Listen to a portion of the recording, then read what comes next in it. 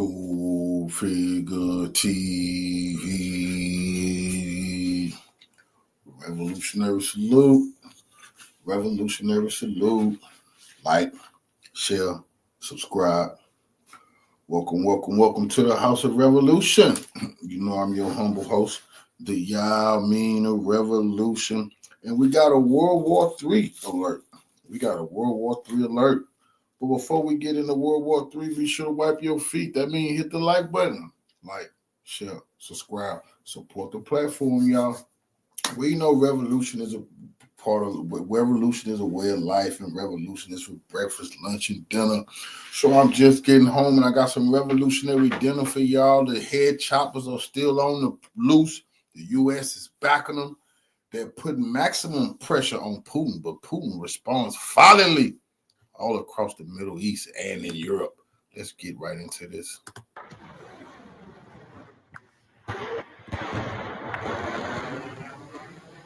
Salute. Putin doesn't want to show any weakness. Russian armed forces conduct drills in the eastern Mediterranean Sea amid ongoing terrorist attacks in Syria.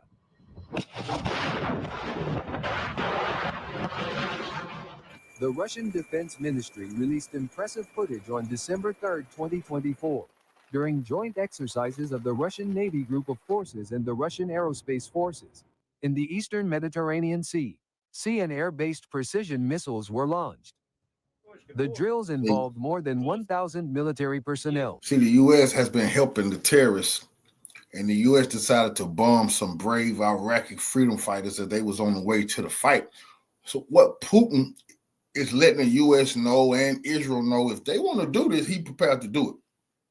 He got the equipment to rough them up real quick. If this is what they want, then they damn sure gonna get it. The Bastion coastal missile system, 10 warships and support vessels, and 24 aircraft, including the MiG-31I Kinzhal missile carrier. The drills took place from December 1st to 3, 2024, in accordance with the combat training plan of the Armed Forces of the Russian Federation, under the supervision of the Commander-in-Chief of the Russian Navy, Admiral Alexander Moiseev.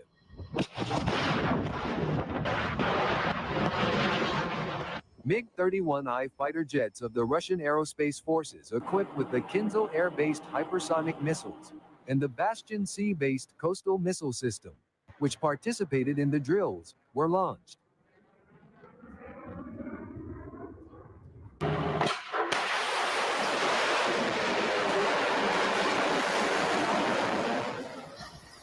In preparation for the drills, units of the Group of the Armed Forces of the Russian Federation were formed in the eastern Mediterranean Sea.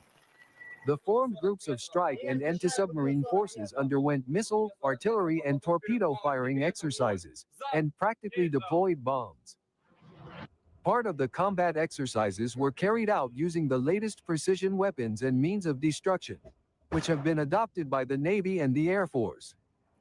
During the exercises, the Admiral Gorshkov-class frigates and Admiral Golovko launched 3 M22 Zircon cruise missiles, while the Kilo-class diesel-electric submarine Novorossiysk launched Caliber cruise missiles at naval targets. At the same time, the Bastion coastal missile system launched Onyx cruise missiles from a designated area on the Mediterranean coast. All assigned targets were eliminated with direct hits.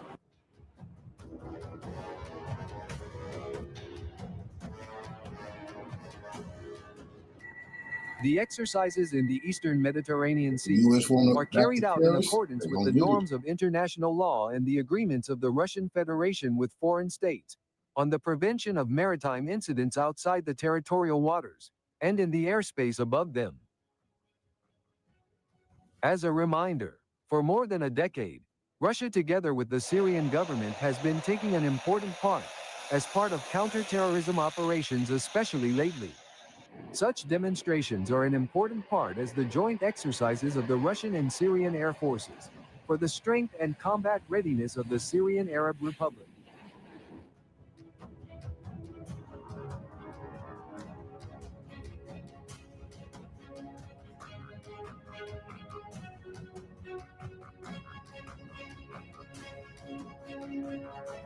That's a little message for Israel too.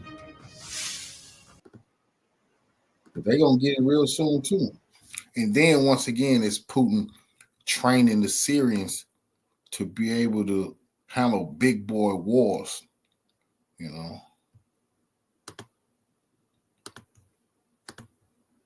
But the U.S. has definitely decided not to do the right thing. They don't give a damn about the world. No, they riding with Al Qaeda. They could care less. The American population should be outraged.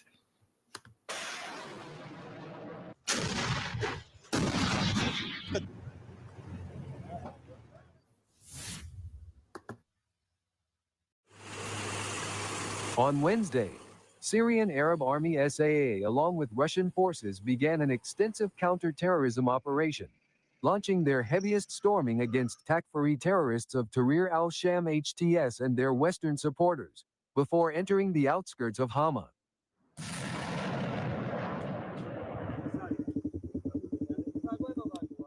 Earlier, pro-Turkish channels released videos showing the movement of convoys of terrorist military equipment advancing towards the north of Hama city and preparing the terrorists to attack Manbij.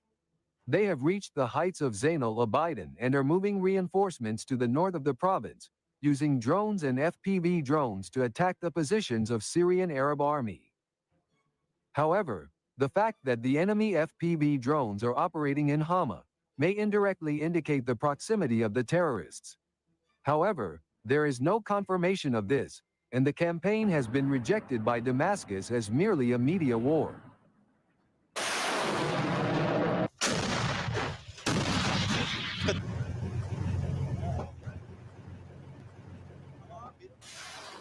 Artillery was prepared by Syrian army before entering the outskirts of Hama.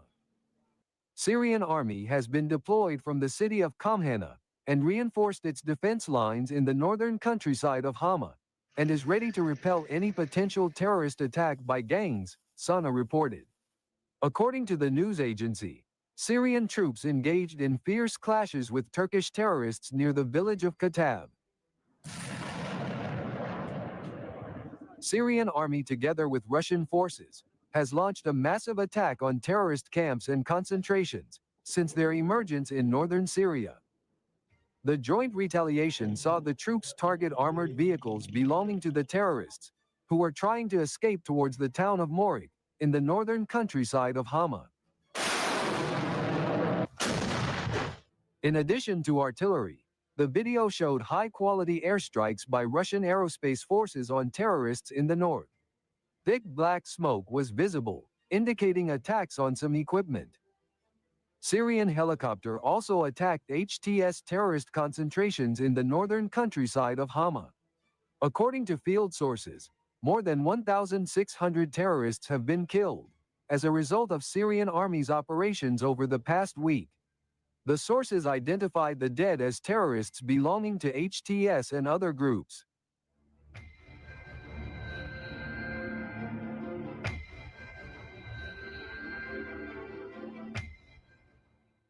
The army also expanded its control over the town of Tuba, in the northeastern countryside of Hama, after heavy clashes with HTS terrorists. Syrian Arab Army units secured all the points they had targeted at a distance of more than 15 kilometers from the town. So far, Syrian army has taken full control of village of Al-Karim in Al-Ghab Plain, northwest of Hama, after repelling the attacks of terrorist groups around the village and eliminating their members, even far from the city itself.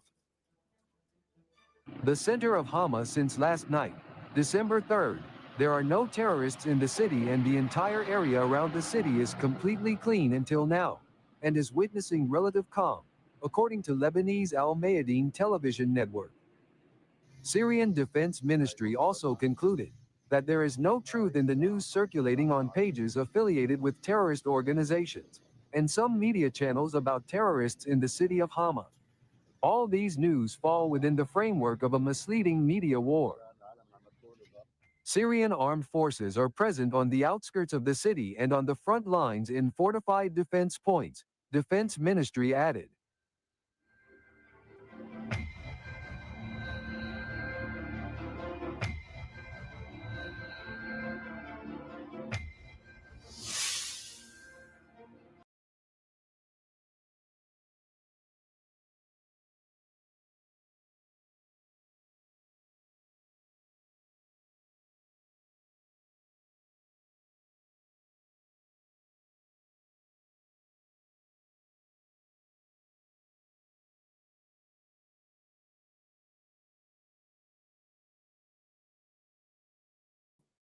the better to.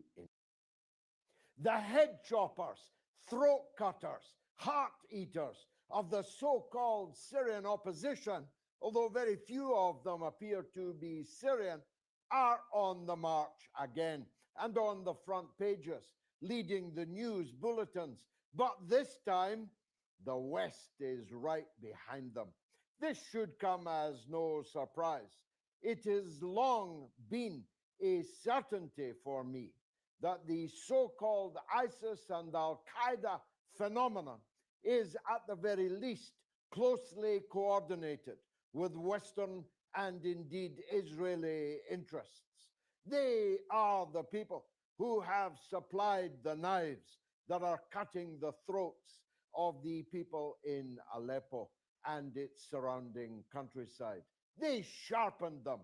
They are the people who provided the American armored personnel carriers, the Toyota pickup trucks that conquered Mosul in the past and are in possession now of the sacred and ancient city of Aleppo.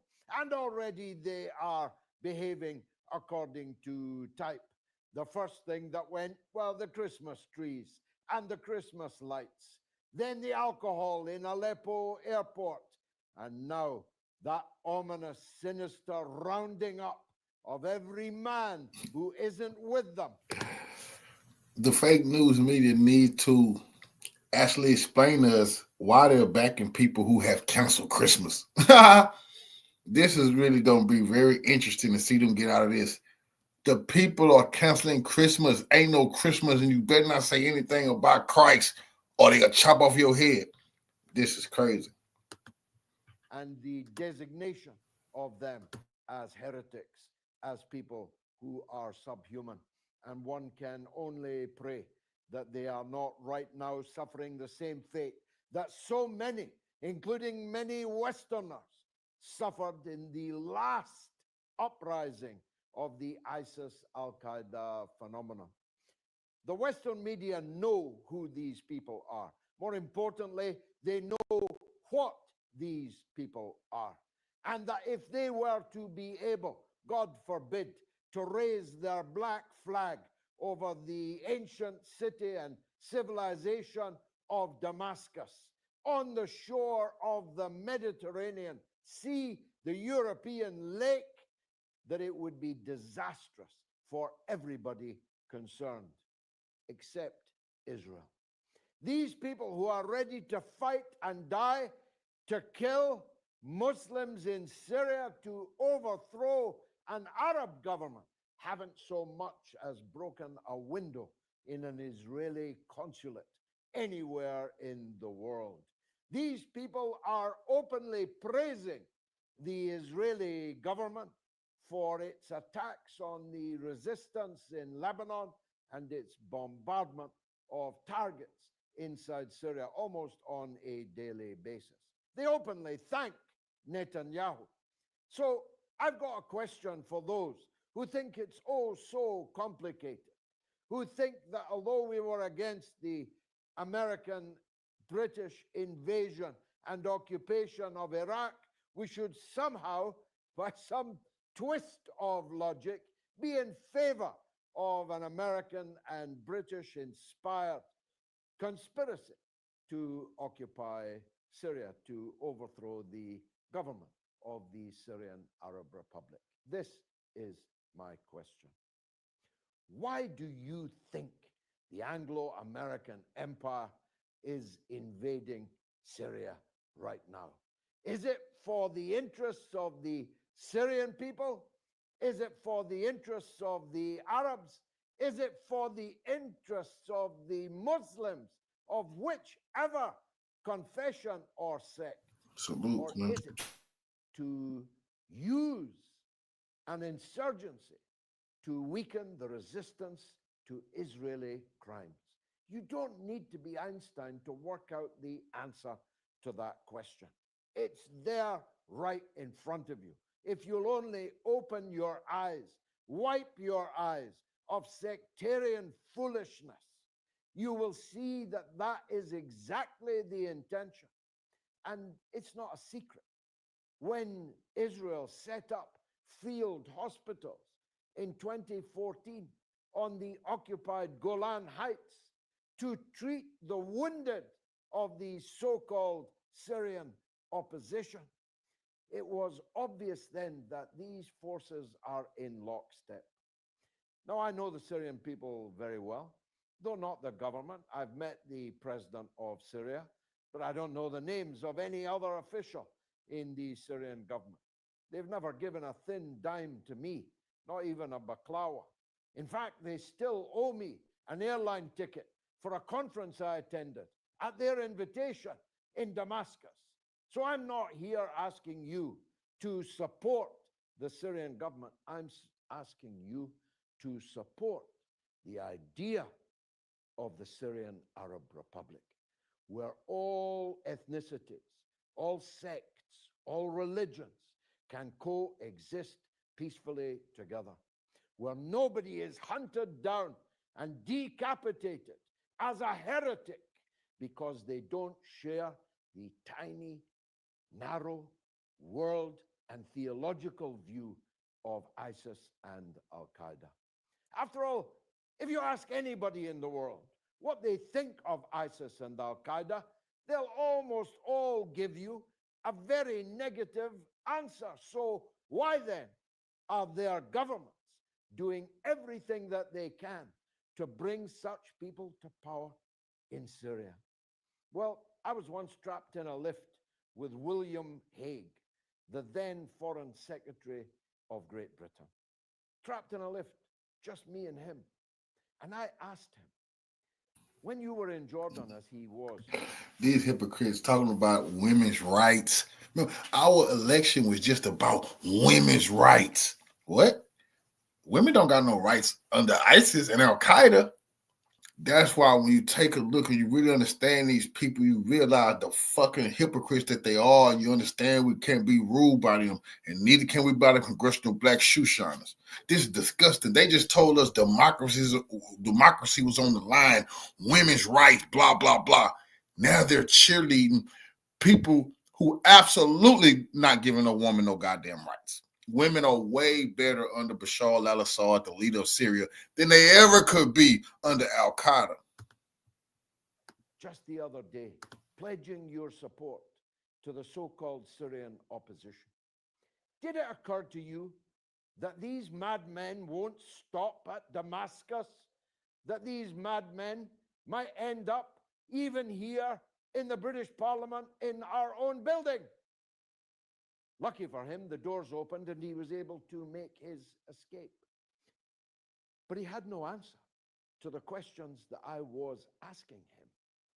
And lo and behold, these people did indeed breach the security of the British Parliament and tried to get inside to hunt for people like William Hague and people like me.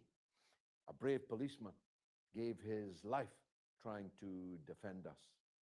I want to ask the Western audience, and I want to ask the Islamic audience around the world. You may not like the government of Syria. There are plenty of governments in the Muslim world that I don't like, but I would stand with them if the United States and the United Kingdom invaded them and tried to overthrow their governments, the better to enslave their people. That's the attitude that you also should take. And then there's the Lebanon. Remember, there was a ceasefire in the Lebanon, which Israel has now broken 62 times since the ceasefire was declared. And until today, when 2 rockets in retaliation were fired at the Sheba Farms area of Lebanon, which is illegally occupied by Israel, not one shot was fired in return. So you've got to ask yourself what kind of ceasefire agreement this is. You've got to ask the so-called monitoring committee that said they would oversee the ceasefire that was agreed a couple of weeks ago, and ask them what they are doing to tame the beast that is Netanyahu and his apartheid state. How long Can that ceasefire last? How long can a wider war in the Nah, Middle this East video though, be folks. avoided? This one is. What will be the consequences for us, for you, if one should break out? You've come to the right place to discuss it. Have it out with Galloway.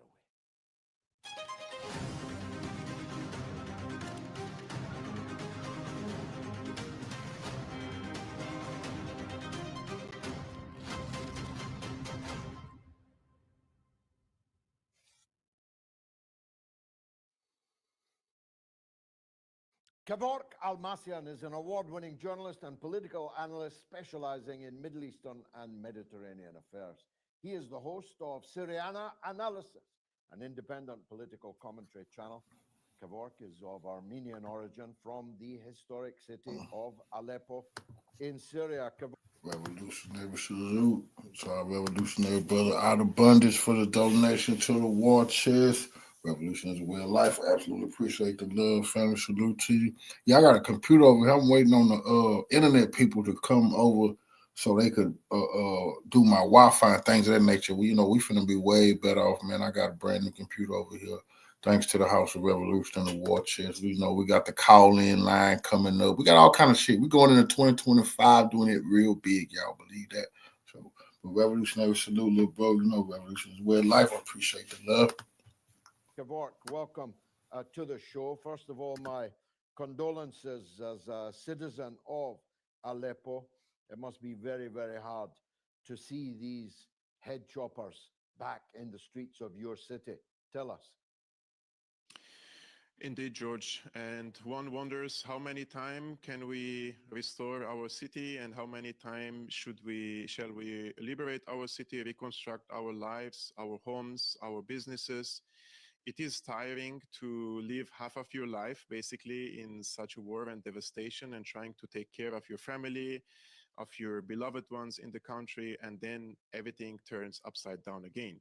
Now, what is happening in Aleppo, in my opinion, is not shocking for me. It was anticipated.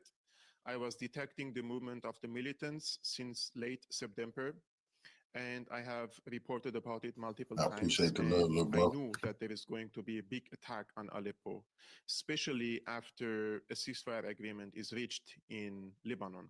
People usually cannot really make these connections between what's happening in Lebanon with Gaza and then with Syria.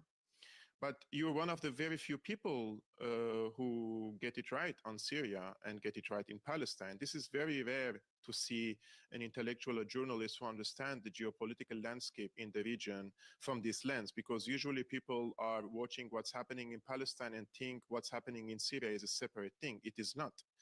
The so-called uprising in Syria has been engineered by the CIA since 2011, and in order to topple a regime, they call it a regime in Damascus, for the sake of Israel. This is something that many people do not get.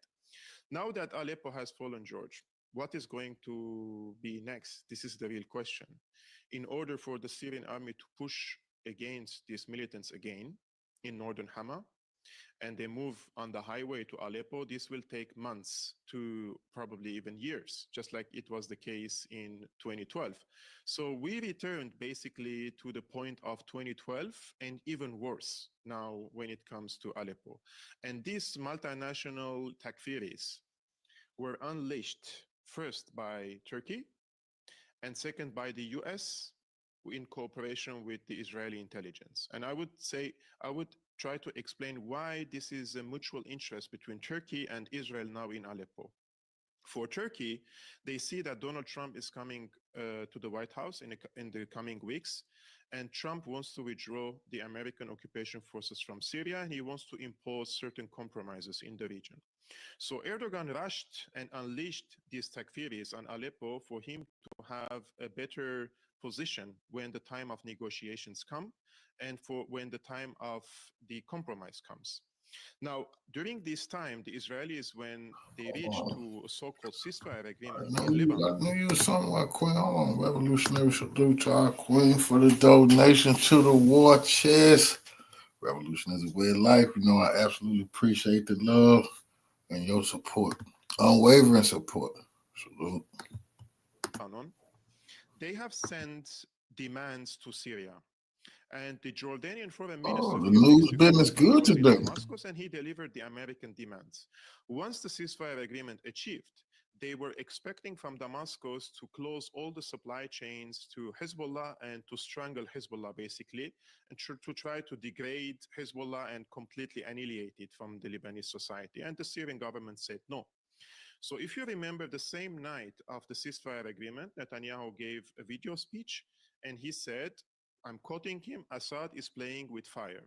And only a few hours later, around 6 hours later, all these multinational terrorists were unleashed from Idlib to Aleppo to conquer Aleppo, because Assad rejected the demand of the Israeli and the American side to strangle Hezbollah, which, if Syria does that, Hezbollah is not only a strategic ally for Syria, it is also a major component of the axis of resistance and also a major supporter of the Palestinian cause.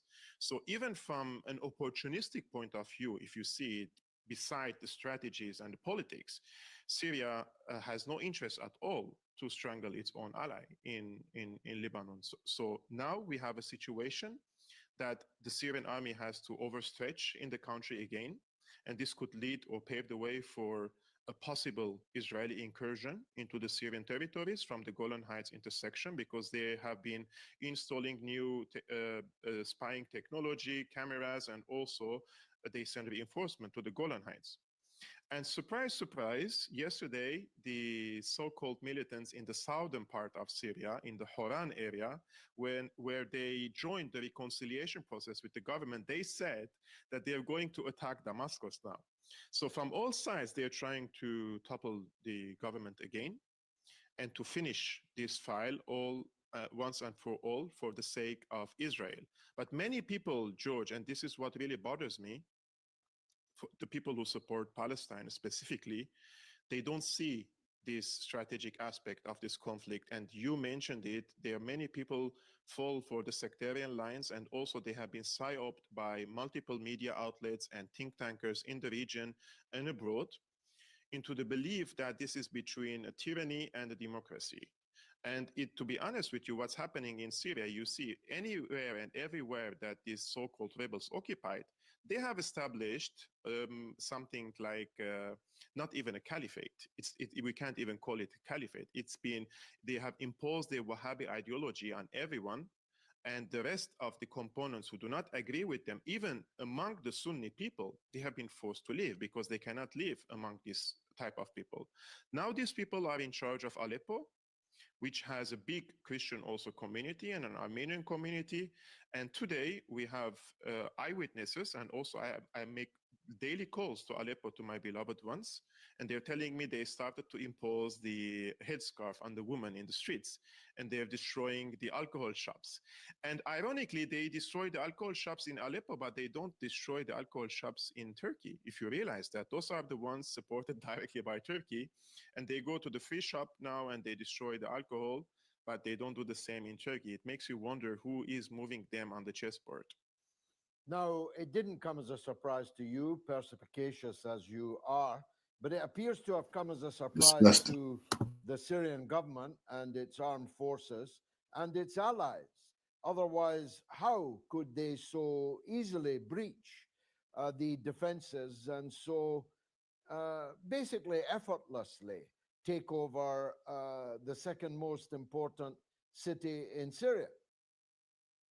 I have to be honest with your audience, George. There has been major failures in repelling this attack, and especially in building the fortifications and repelling these attacks. If I saw it coming from September, I'm sure that the government knew, and I'm sure that the Russian observation points also knew about this attack. They have intelligence, and they expected for the Syrian army to stand against this type of attack. However, once the attack started, there were multiple factors which led to the crumbling of the Syrian positions in western Aleppo. The first one was the sophisticated and well operated drone attacks. And those were supplied by the Ukrainian intelligence. So they had already the positions of the Syrian army and where their headquarters are, and there were massive drone attacks against the Syrian army positions. Secondly, they attacked also through the media outlets. Now, there are multiple media outlets that they have waged a massive fear-mongering and scaremongering campaign and psyops against the Syrian army positions, and many places fell in the hands of the militants out of fear and not after a battlefield. There were many places that were evacuated out of fear and not due to fighting. So once the breach happened, and in the front line in the western suburbs of Aleppo, they managed to go to the city. Something that the Syrian army thought it's better to retreat, regroup, and establish a new front line. And they wanted to establish a new front line in Ma'arat al-Nu'man, which is around 90 kilometers away from Aleppo, but they couldn't hold these positions because there was another attack this time on the intersection of Sarakeb. So the Syrian army decided to go to northern Hama, and now from northern Hama, they are planning on pushing against these militants. But this time, they require a massive support, not only from the allies, but this time also from the Arabic countries, who said that they support, in exception for Qatar, every single Arabic country said that they support the Syrian army war against terrorism, because this time it's different from 2011 and 2012. This time, the Turkish role is so direct and blatant that terrified the Arabic countries. If Turkey can occupy Syria, what makes you think they will not occupy Iraq through their proxies? And what makes you think they will not move to Saudi Arabia? And also, even if the Turks can't do that, the balance of power in the region will be massively shifted in favor of Turkey, something that Saudi Arabia and Iran hate to see. So we are seeing now unlikely like foes and rivals in the region, like Saudi Arabia and Iran, are finding themselves in the same trench in Syria. And Saudis and the Emiratis are going to give political cover to Syria and also possible financial support. And most importantly, they are going to turn a blind eye to the influx of fighters coming from Iraq, from Hezbollah, and probably also from Iran in order to repel this attack, something that was impossible to see in 2011. If you remember, all these Arabic countries kicked Syria out of the Arab League, imposed sanctions on Syria, cut diplomatic ties with Syria because of this particular issue. Now they will turn a blind eye and they will encourage the repelling of this attack, but this will take months and probably years. So, and the liberation of Aleppo, if it's possible militarily, it is going to be very devastating for the city, for the people, and many people will have to stay there because all the routes to leave and evacuate Aleppo are blocked. There is no highway, and the alternative route, which was called Khanasser, is also occupied now by these Nusra terrorists. Therefore, the civilians cannot leave any longer. They're stuck there. And unless Russia can impose certain humanitarian corridors, Disgusting with NATO indeed. the civilians will be stuck there. And Christians in there gotta hide out. Al-Qaeda enclave, basically, in Aleppo. God preserve them. The situation of the axis is stretched. It's clear. Perhaps it's also one of the reasons why this went so badly wrong this week. But Russia, for example, is stretched in not just Ukraine now, but a very clear regime change operation underway in Georgia on its borders.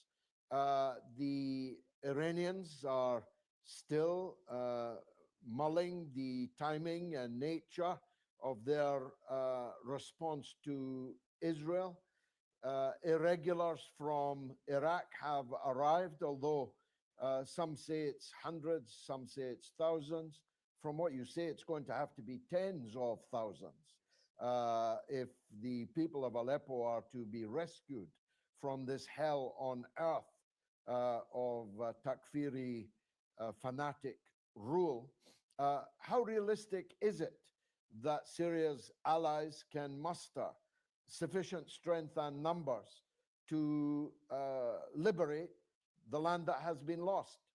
So, you know what's the problem, George, with Russia and Iran and the rest of the players in the anti-American camp? Their problem is they're playing with the same rules that the Americans have set for them. And these rules are respected by the Russians and the Iranians, and the other side just sees it as an ink on paper and just time for them to rebuild, regroup, and come back at a later time. They see it just an opportunity for them, like the Minsk Agreement 1, Minsk Agreement 2, like the Iranian nuclear deal. And the same thing is with these de-escalation zones in Syria and letting all these terrorists thrive in Idlib. Those were there was an agreement between Russia and Turkey completely hit this agreement now to the wall, and they attacked Aleppo. Why? Because the enemies of, or the rivals of Russia and Iran, they're bold and they're ready to violate the rules and the agreements that they have signed. Unlike the Iranians and the Russians, who are playing with the same rules that the other side doesn't respect. So in this case, I see that this has been repeated over and over again in different geographies, like Ukraine, in Syria, now in Georgia, another coup attempt. In Armenia, similar attempts of color revolution happened and succeeded in 2018.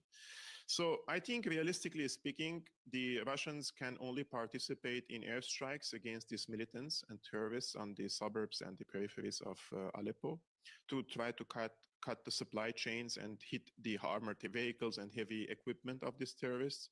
But the bigger part on the ground, they need boots on the ground. Because we have to understand that Syrian army is already overstretched and there is a threat of Israeli invasion now, and also the militants who are still active in the southern parts of Daraa, they're also ready to join the fight, and there are also ISIS pockets in the deserts. So unless the allies of Syria, from Iraq, from Lebanon, from also from Iran, send tens of thousands of soldiers to Syria, it is very, very difficult. I don't want to say impossible, but it's a very difficult task to restore all these large swaths of territories, especially that the militants are now inside the city. If you're going to kick them out of the city, George, there's going to be huge devastation in the city itself, and something that we don't want to see. And if you ask any regular Aleppi person now, which we call them on a daily basis, they don't want to live the same experiences of the past. They've had enough of war for 12, 13 years, and they're just fresh out of war, reconstructing and restoring their businesses. You know, everybody wants to have just a normal life. They don't want to go back to that era, the bleak era where there were bombings and fighting between all sides. This is the bitter reality on the ground. So the appetite for war is also different if we compare it from the past time to this one. This time the people are tired, so that's why the other side, the terrorists, managed to scare them and wage this psychological operation. And they've been live broadcasting it on social media platforms. Everybody were watching them coming with their usual shants and these Allahu Akbars, and people have in their subconscious and the recent memory that whenever they see these people, they remember beheadings, they remember slaughtering, they remember how they burned people alive, how they ate their organs. People might think that you were making some sensational statements, but those are real incidences that happened in Syria. So the people do not really want to experience a similar thing. So let's see what the Russians will do in this case, because Assad was in Moscow on Friday. Then the foreign minister of Iran came to Damascus and then went to Turkey. There is disagreement for sure between Iran and Turkey, because both sides say, yeah, we agree to fight terrorism. But what is the definition of terrorism? Turkey sees the Kurdish militias as terrorism, and the Iranians and the Syrians see these terrorists, basically the Al-Qaeda terrorists, as the real terrorists. So who is going to fight terrorism in Syria in this case, right?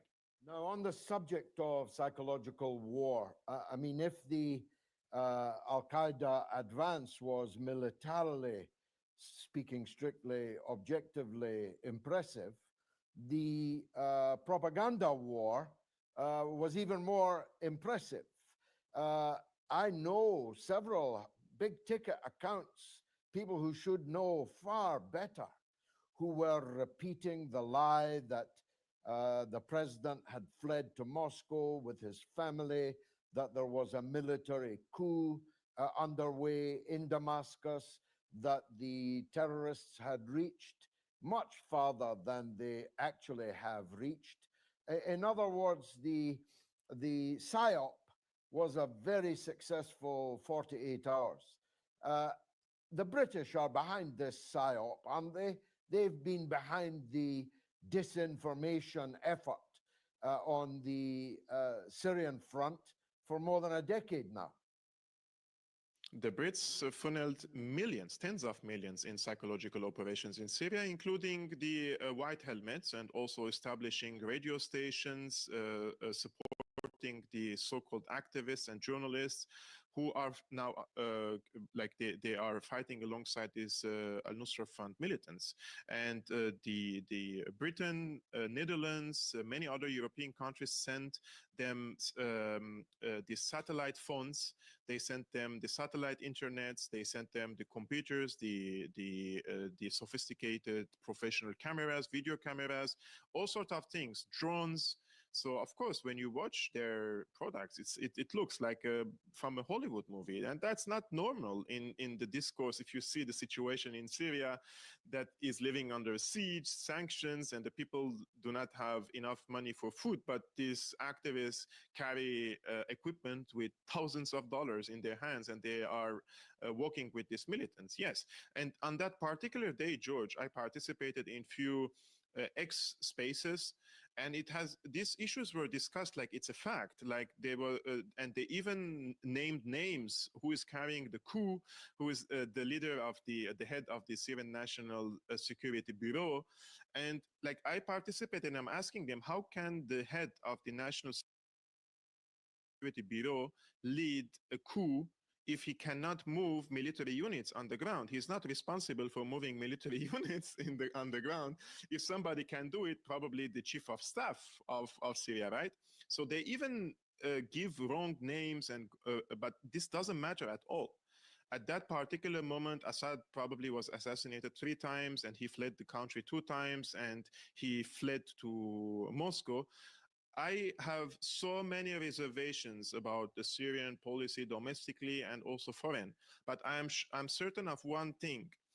If they are going to topple the Syrian, as they call the Syrian regime, Assad will not flee the country. You will see him like Gaddafi fighting till the end.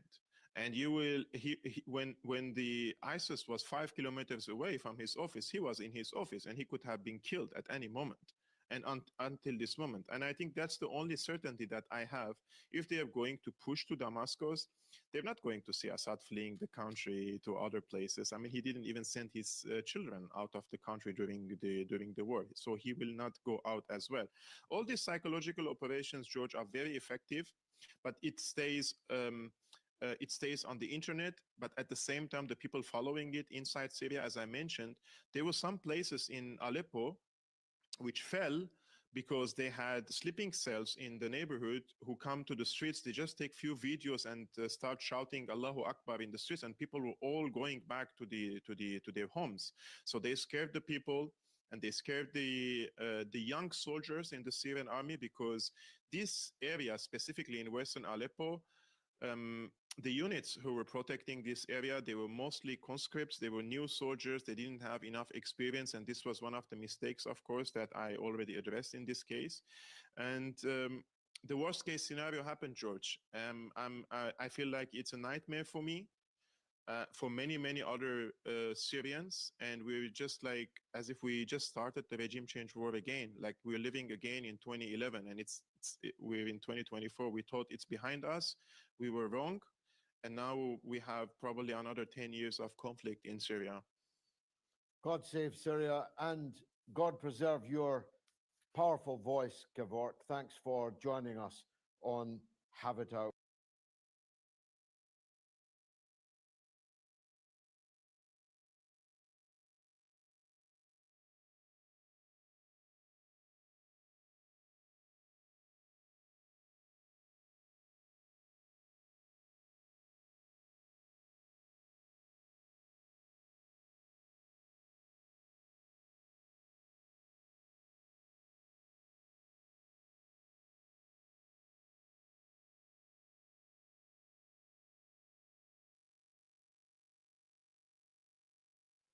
The war on Syria has gone on for more than a decade, and yet it continues to drag on.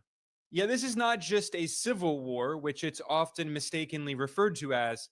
Rather, this is an international war that has been fueled by multiple foreign countries from the very beginning, especially the United States and Israel. After violent protests broke out in Syria in 2011, the CIA began flooding the country with weapons and spending around $1 billion every single year arming and training so-called rebels to try to overthrow the Syrian government. And many of these rebels were linked to Al-Qaeda and ISIS. The Washington Post reported that the CIA program at $1 billion per year accounted for 1 out of every $15 in the CIA's overall budget aimed at trying to destabilize Syria. The New York Times reported that this covert CIA program, known as Operation Timber Sycamore, was one of the largest CIA operations since the CIA Operation Cyclone in the 1980s in Afghanistan, in which the US spy agency armed and trained Islamist extremists to try to fight against the socialist government in Afghanistan, which was supported by the Soviet Union. That war in the 1980s, in which the CIA funded and armed the Mujahideen, gave birth to Al-Qaeda and the Taliban. So these covert CIA initiatives, Operation Cyclone in Afghanistan in the 1980s and Operation Timber Sycamore in Syria in the 2010s, these were very similar operations in which the US government spent billions of dollars arming and training extremist Islamist groups trying to violently overthrow an independent secular government allied with Russia. There are very clear historical parallels. But the war in Syria is still not over. In 2016, the Syrian government was able to retake the city of Aleppo, which is the second biggest city in the country. It had previously been held by extremist groups allied with Al-Qaeda, and many of those groups fled to the west, to the northwestern Idlib province. And since 2016, Idlib has been governed by rebranded Al-Qaeda. The main so-called rebel group in the region is called Hayat Tahrir Asham, HTS, which is the rebranded Al-Qaeda affiliate in Syria. And in late November 2024, HTS, this rebranded Al-Qaeda group, led an armed attack on Aleppo, the second biggest city in Syria after the capital Damascus. And these extremist groups took over Aleppo. Now, if you don't know much about the war in Syria and you only read Western media outlets, you'd probably be quite confused because Western media outlets refer to this group that took over Syria as rebels and actually explain what HTS is. However, ironically, this armed group that is being cheered on in the Western media as rebels seeking freedom in Syria, this group, HTS, is officially recognized by the US government as a terrorist organization. The US government's National Counterterrorism Center has a website that provides information about these foreign terrorist organizations, and it notes that HTS evolved from Jabhat al-Nusra, or Nusra Front, which is Al-Qaeda's former branch in Syria. This was the largest branch of Al-Qaeda in world history, which had its base of operations in Syria and had gotten billions of dollars of weapons from the United States and its allies in the region. And in 2018, the US State Department added HTS to the Nusra Front's existing 2012 terrorist designation because, again, HTS is simply rebranded Al-Qaeda. They obviously could see that associating directly formally with Al-Qaeda was a bad look. So in order to try to win more international support, they said, oh, we're breaking ties formally with Al-Qaeda. But HTS still shares the same exact fascist ideology, genocidal ideology. Al-Qaeda, imagine this, and this is true. I need to find a video. Al Qaeda denounced them and said they was too vicious. That's the truth. Imagine Al Qaeda denounced them and say, "Oh man, y'all eating people hearts and livers?" Yes, they was. Al Qaeda said, "Oh man, we don't even do that."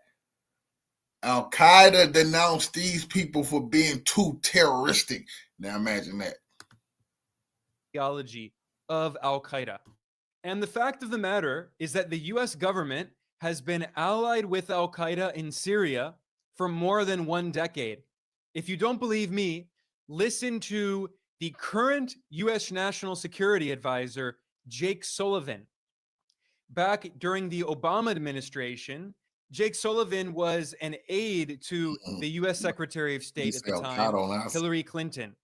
And thanks to WikiLeaks, which published Hillary Clinton's. Now that's why they wanted Julian Assange dead, because he published the WikiLeaks. And I'll never forget this.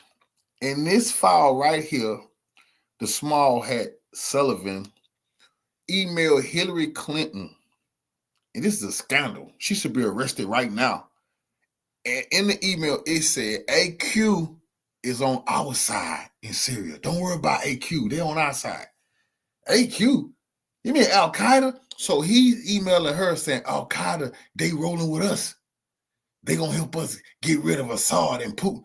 What? Yes, but it was only for their eyes only. They didn't know the world was gonna see this. While they was pretending like they didn't like Al Qaeda, they said Al Qaeda down with us. We all good buddies. Disgusting. His emails.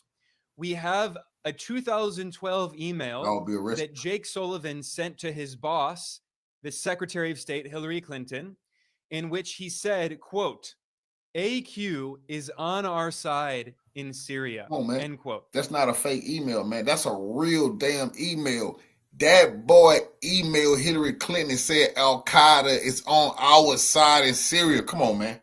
When are these people gonna be arrested, man, for arming terrorists?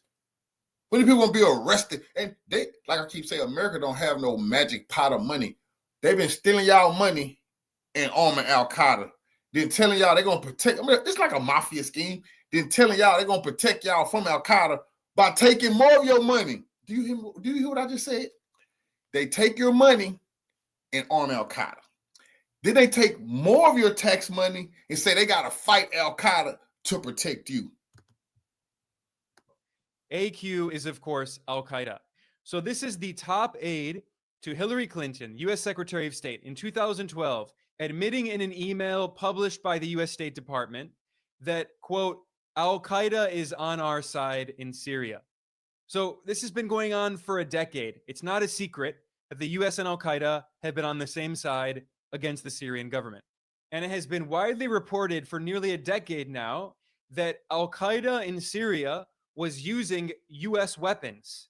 Reuters published an article in 2015 quoting the U.S. military that admitted that the CIA and the military had provided weapons. These people were busted when, if you just pay attention to pay attention to the Ukrainian war, you understand how they have to keep sending billions of dollars worth of weapons. Russia is a big manufacturer. They got to keep weapons going. They get a little bit from Iran, a few things from North Korea. But when you're having a big war, you got to keep the weapons flowing. They never explained to us how the hell did ISIS was fighting Russia, Syria, Iran, Hezbollah, Iraq. How the hell was ISIS fighting all those armies? Where was they getting all the weaponry from? Where they would fight? They overthrew Gaddafi, killed Gaddafi. They overthrew Gaddafi, and the CIA stole all his weaponry. But these people, because listen, you get all the weapons, you're gonna need a steady supply. They still fighting the Syrian president. They for over a decade. Who's arming them? Who's steady sending in a stream of supply? You remember, we see in Ukraine, somebody got to keep arming Ukraine. The U.S., NATO, they're arming these people. You got to think about this. Okay, if you send terrorists a bunch of U.S. weapons, somebody got to teach them how to use those weapons. Come on, the U.S. is training these people. To the so-called moderate rebels in Syria, and then those so-called rebels joined Al Qaeda, or they gave their weapons to Al Qaeda, their friends in Al Qaeda, which at the time was called Jabhat al-Nusra. And that's a fact. What he just said is crazy. This is how the U.S. pulled the first scam. Okay, they say we training 10,000 freedom fighters. Then right now, face the freedom fighters took the weapons and joined al-Nusra. The U.S. said, huh? Well, how disgusting. Y'all done walked away from liberty and freedom? Bitch, you just train Al-Qaeda and ISIS. Don't play with us. But they actually said that. They said, oh, man, we didn't know they was going to give all our weapons to the bad guys and then they were going to become bad guys. Yes, you did. So that explains how the ISIS and Iraq and Al-Qaeda fighters had NATO training, knew NATO tactics, and knew how to use those NATO weapons. Well, the U.S. and NATO trained them.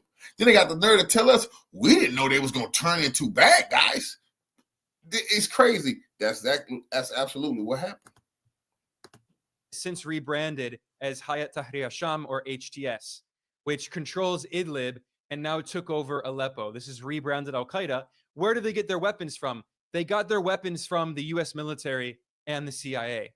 But it wasn't just the U.S. that was arming these extremist groups in Syria. It was also U.S. allies like Saudi Arabia, Qatar, Turkey, and, of course, Israel. And in 2019, the chief of the Israeli military, the IDF, publicly admitted that for years, Israel had been giving weapons to the extremist so-called rebels in Syria in order to try to overthrow the Syrian government. And of course, it wasn't just the U.S. that was allied with Al-Qaeda, as Jake Sullivan, Biden's current... Never forget, they was killing all the Christians they can get their hand on. No Christians is allowed to live up under them. That's a fact. That's why history. That's why they call Putin the Christian savior, because he stepped in and saved the Christians in the Middle East when America and Obama and Hillary Clinton was persecuting them. History will write this down. The world knows what happened. History knows that America was chopping the head off the Christians in the Middle East, and they know who really can't stand Christians, the small hats. So they know who. National Security Advisor admitted in 2012. Israel itself was also supporting Al-Qaeda in Syria. If you don't believe me, look up this 2015 article published in the major Israeli newspaper, the Jerusalem Post, which is titled, quote, Israel treating Al-Qaeda fighters wounded in Syria civil war. So again, Israel was directly supporting Al-Qaeda in Syria. And this policy has continued ever since. In fact, on the 2nd of December of 2024, the major Israeli newspaper, The Times of Israel, published an article about how the extremist so-called rebels in Syria were thanking Israel for helping them carry out their war against the Syrian government. This is an article published in The Times of Israel titled, Syria rebels appear to credit Israeli strikes on Hezbollah with aiding shock advance. And it talks about how Israel's war of aggression against Lebanon and its attacks on the Lebanese resistance group Hezbollah prevented Hezbollah from helping Syria, and it gave Al-Qaeda in Syria, in Idlib, the opportunity to cross over to take over Aleppo. And this article in the Times of Israel quotes multiple so-called opposition activists in Syria who are trying to overthrow the Syrian government. It quotes these extremists in both Aleppo and in Idlib. And I'm reading here from the Times of Israel. The rebels in Syria, quote, thanked Jerusalem and said the opposition was very satisfied with Israel's actions against Hezbollah and other Iran-backed players.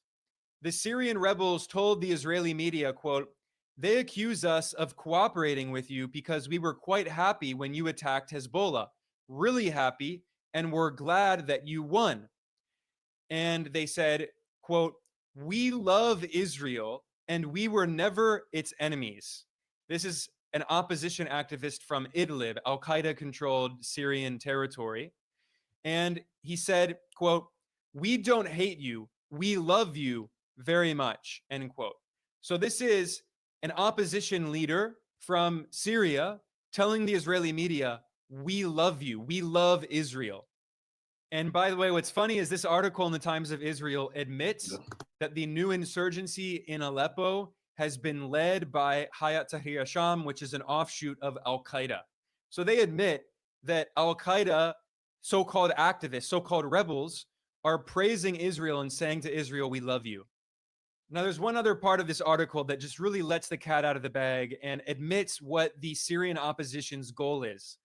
A so-called rebel commander who spoke with the Israeli media said that their goal was to overthrow the Syrian government led by President Bashar al-Assad and set up a new government that has good relations with Israel. He emphasized in an interview with Israel's Channel 12, this so-called rebel commander allied with al-Qaeda, he said that they want to create a new government that has good relations with Israel. And he said, quote, "We call on the Israeli leadership to launch intensive attacks against the positions and troops of the Iran-backed militias in Syrian territory," end quote. So this is the real face of the so-called rebels in Syria. They are sectarian extremist fundamentalists that want to ethnically cleanse religious minorities and enslave women. And they are thanking Israel and telling Israel, help us more, give us more support, keep bombing Syria and Hezbollah and Iran, and help us to create a new government. They want to enslave women as they sex slaves. These people were enslaving women like it was the 300, 400, 500, 600, 800, 1,000. These people went back in time with how they was treating these women. And now it's 2024 and the U.S. is backing them, where they have 2,000-3,000 wives that they've captured on the battlefield. Yes. These are the head choppers. They do that type of stuff, and the U.S. is backing them after telling us about women's rights.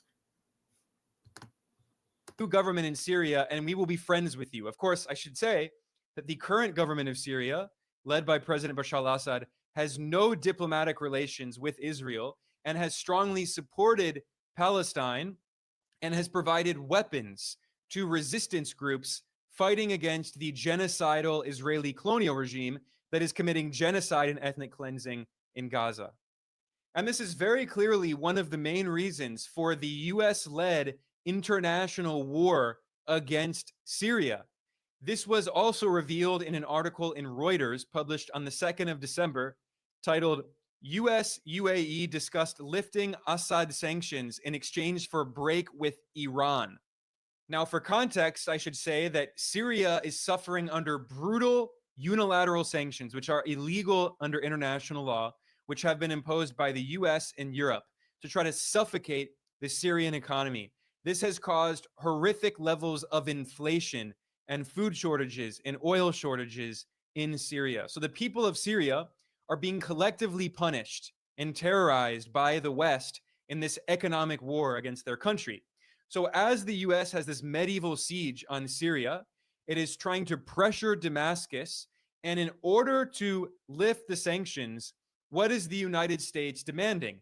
According to Reuters, the US and the UAE have demanded that Syria cut its ties with Iran and cut off weapon routes to Hezbollah.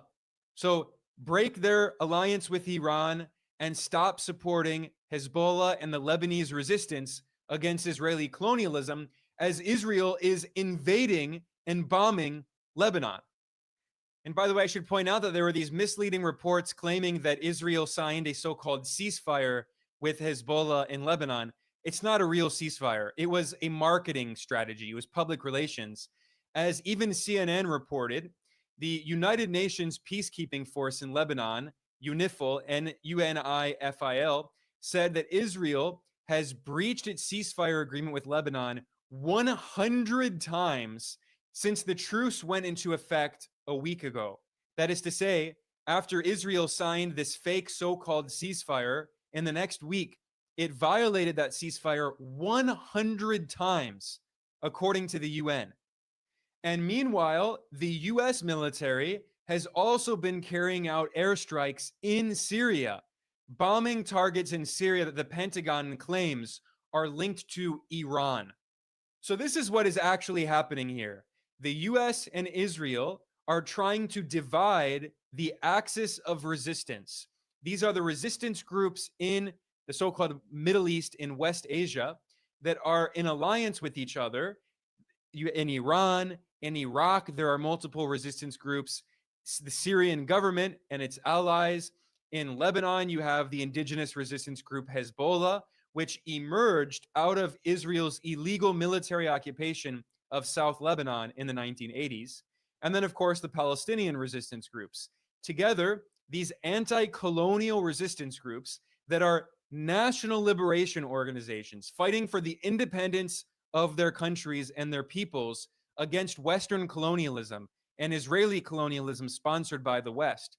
These groups in the axis of resistance are unified, and the US and Israel are trying to divide them, to divide and conquer, to break them apart. So the US is telling Syria, okay, we know we are suffocating you with sanctions. We are suffocating the Syrian people. If you want us to lift those sanctions, you have to cut off your ties to Iran and end support for Hezbollah, which would be causing a major fracturing of the axis of resistance. All of this is about maintaining US hegemonic control over West Asia. This is one of the most geostrategic regions on Earth. Half of the world's top 10 largest oil and gas producers are located in this region. There are multiple trade choke points located in this region through which every single day millions of barrels of oil pass, including the Strait of Hormuz in the Persian Gulf that Saudi Arabia uses to export its oil, including the Bab al-Mandab Strait off the southern coast of Yemen, where millions of barrels of oil pass through every day, and then, of course, including the Suez Canal, overseen by Egypt, which is also one of the most important trading routes on Earth. Israel is a big military outpost for the US empire, which it uses to project power across the region. This is why the former US Secretary of State, Alexander Haig, said, quote, Israel is the largest American aircraft carrier in the world that cannot be sunk, end quote. This is also why back in 2017, Israel's longest serving prime minister, Benjamin Netanyahu, proudly referred to Israel as a mighty aircraft carrier of the United States. And I should point out that Netanyahu is an American. He had US citizenship not once, but twice. Netanyahu spent his most formative years growing up in the United States, going to high school and college, and initially working in the United States. He is an American. And as the longest ever serving leader of Israel, he has publicly said, we are a mighty US aircraft carrier in one of the most strategic regions on Earth. And by the way, it was also US President Joe Biden who has repeatedly said for decades that Israel is so important for the strategic interests of the US empire to maintain a chokehold over this strategic region that if Israel did not exist, the United States would have to create it. Were there not an Israel, the United States of America would have to invent an Israel to protect her interest in the region. The United States would have to go out and invent an Israel. I've often said, Mr. President, if there were not an Israel, we'd have to invent one. Long said, if Israel didn't exist, we'd have to invent it. The United States has used Israel for decades to wage a brutal war against all of the anti-imperialist resistance forces in the Middle East, in West Asia.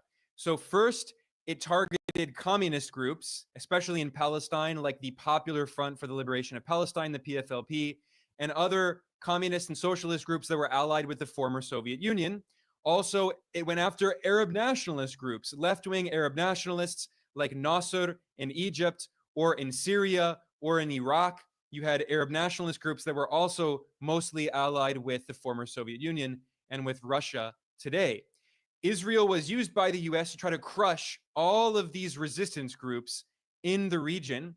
And then in the 80s and 90s, you had the rise of some Islamic nationalist groups like Hezbollah that emerged in response to Israel's illegal occupation of Lebanese territory, or in Palestine, you had similar groups that emerged, and Israel has been waging a war against these groups, helping the US try to maintain its hegemonic control over this very important region. And Syria, along with Iran, is one of the only countries that has actually provided support, tangible material support and weapons to these resistance groups in Palestine, in Lebanon, fighting for their own liberation against Western colonialism. And this is why the US government has spent billions of dollars over a decade arming and training these so-called rebels who were allied with Al-Qaeda. As the Washington Post reported in 2015, here's a headline: US trained fighters in Syria gave equipment to Al-Qaeda affiliate. And it wasn't just Al-Qaeda, it was also ISIS. Here's an article from CNN in 2015 titled Amnesty Report, ISIS armed with US weapons. The same thing happened with ISIS, which grew out of Al-Qaeda. The US flooded the region with weapons, and those weapons went to ISIS. Here's an article from Al Jazeera in 2017 titled ISIL weapons traced to US and Saudi Arabia. Arms used by ISIL in battle were supplied by the US and Saudi Arabia to Syrian opposition fighters. Of course, ISIL is another name for ISIS because the term in Arabic is Asham, which means Levant. So you can translate it as either S or L. And this is also a funny article because Al Jazeera is the state media of Qatar, and Qatar, another Persian Gulf monarchy like Saudi Arabia, was funding also these extremist groups in Syria, including Al-Qaeda. Now, if you don't believe me about this, listen to the words of US President Joe Biden.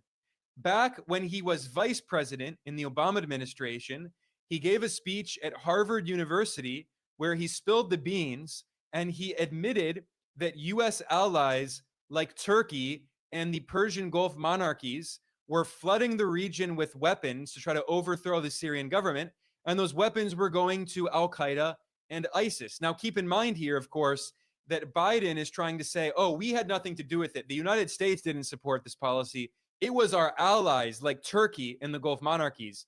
But US allies would not have done this without the approval of the United States. So the CIA and the Pentagon were encouraging their allies to do this. So this is very much something that the US bears responsibility for. Keep that in mind as you listen to this very frank admission by Joe Biden back when he was significantly more lucid than he has been recently. What my constant cry was that our biggest problem is our allies. Our allies in the region were our largest problem in Syria. The Turks were great friends, and I have a great relationship with Erdogan, which I just spent a lot of time with. The Saudis, the Emiratis, etc. What were they doing? They were so determined to take down Assad and essentially have a proxy Sunni-Shia war. What did they do? They poured hundreds of millions of dollars and tens, thousands of tons of weapons into anyone who would fight against Assad, except that the people who were being supplied were al-Nusra and Al-Qaeda and the extremist elements of jihadis coming from other parts of the world. Now, you think I'm exaggerating? Take a look. Where did all of this go? So now what's happening? All of a sudden, everybody's awakened because this outfit called ISIL, which was Al-Qaeda in Iraq, which when they were essentially thrown out of Iraq, found open space and territory in eastern Syria, work with al-Nusra, who we declared a terrorist group early on, and we could not convince our colleagues to stop supplying them. So what happened? Now all of a sudden, I don't want to be too facetious, but they have seen the Lord. And there were a couple former members of the administration who are arguing we should give, quote, the opposition, which we couldn't identify as moderate, by the way, I'm serious about that, give them ground-to-air launch missiles. Can you imagine what would have happened if that had been done?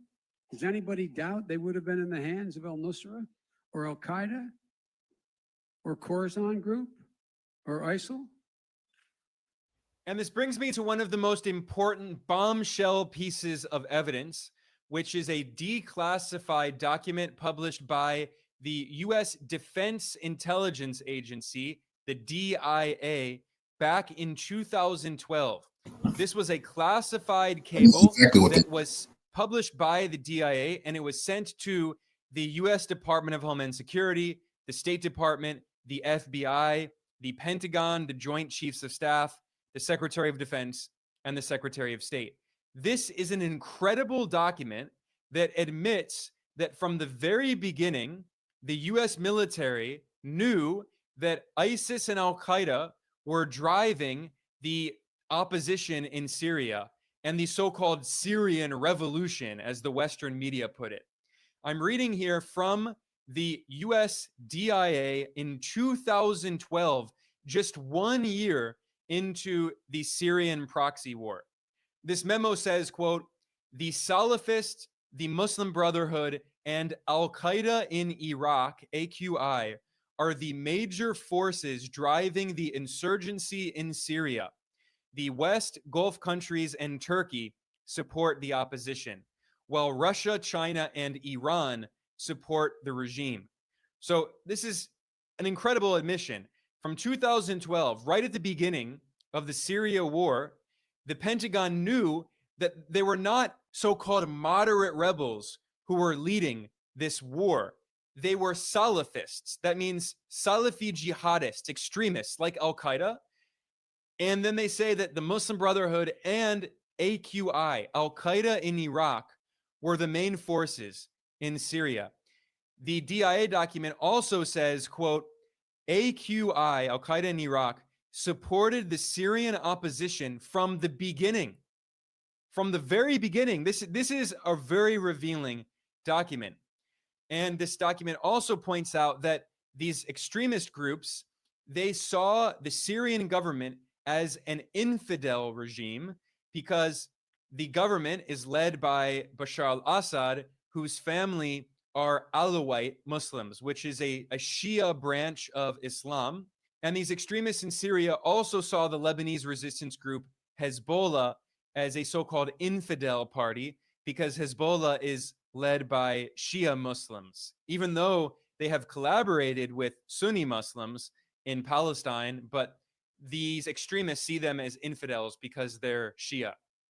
Now, this 2012 DIA document admits that the war in Syria was becoming a proxy war. So the Pentagon has known from the very beginning, this is not a civil war. This is a proxy war fueled by the West.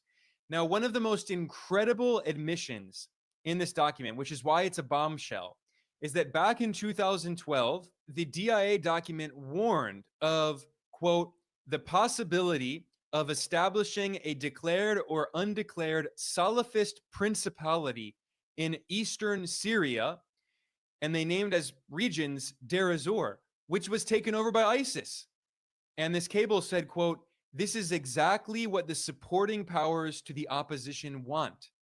So they knew in 2012, the US DIA, the US military intelligence, knew in 2012 that ISIS and Al-Qaeda were leading the so-called opposition in Syria, and they were probably going to create a so-called Salafist principality, that is a caliphate, in Deir ez-Zor, in eastern Syria, and in Mosul, in western Iraq, which is exactly what happened.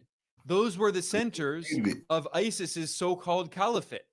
And by the way, later on in this same DIA cable, they admit that ISIS had already emerged, the Islamic State in Iraq, which later went into Syria and became ISIS or ISIL.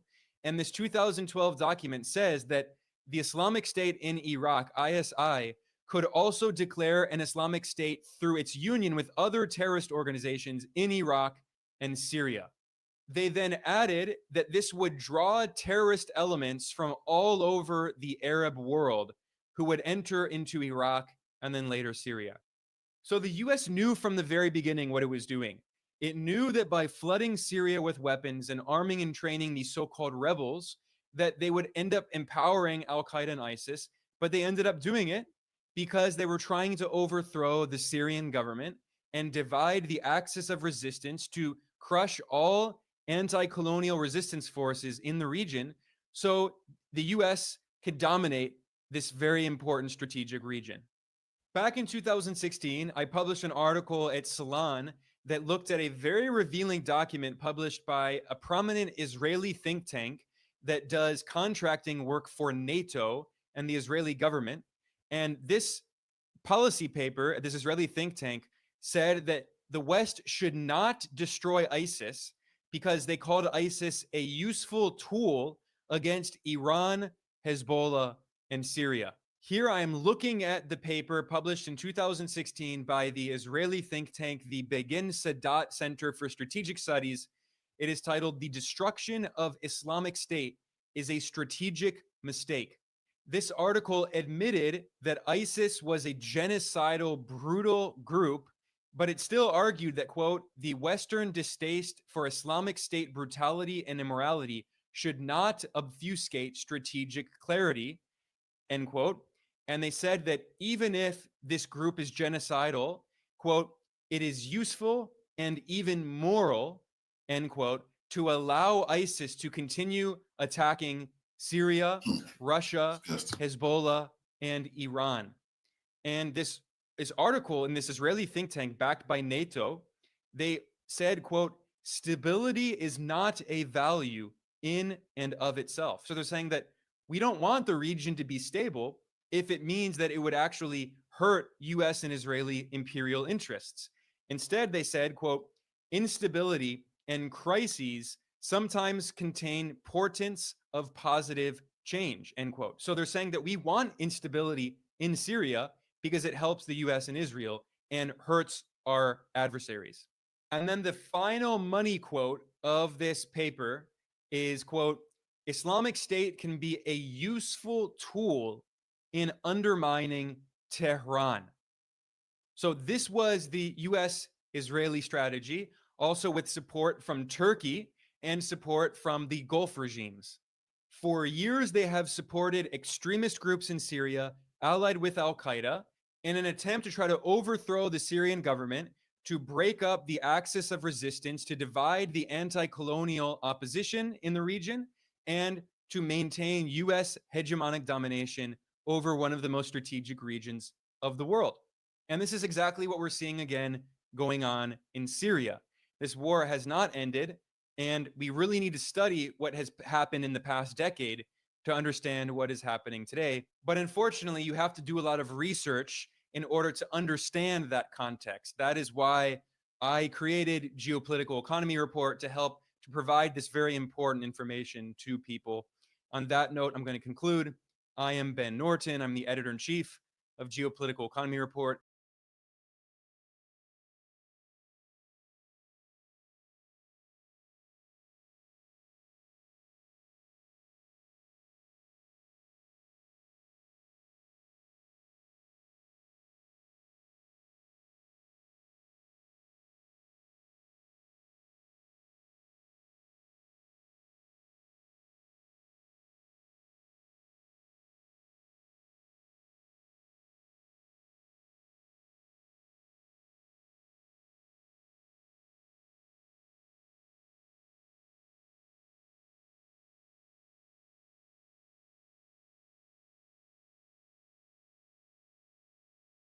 Actively in a hot war with Russia, and it's about to get a whole lot worse. We are starting tonight with significant developments out of Ukraine. Overnight, Russia launched a massive show of force in the Mediterranean Ocean, show off hypersonic missile launches and massive drills preparing for whatever NATO is trying to throw at it right now, because you have the collapse of the front line in Ukraine as we speak.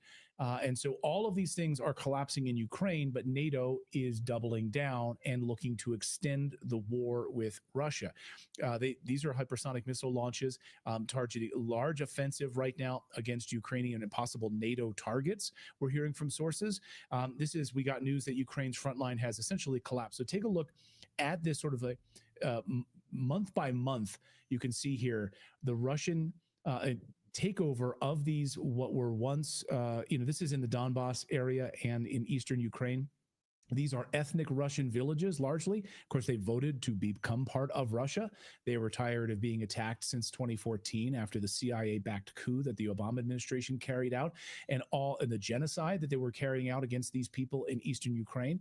Look at this. It's completely collapsed. So there is nothing left. Zelensky today was broadcasting that he was there on the front lines meeting with, I guess, what's left of these forces and delivering state medals to them. Like, how does that make them feel? But when you look at where their forces are, they're not on the front lines. They're up on the Russian border. So they have very few forces even on the contested border. South, they have a few forces south and a few way north of the fighting. So where could he mean by that? He assumes you don't know the difference.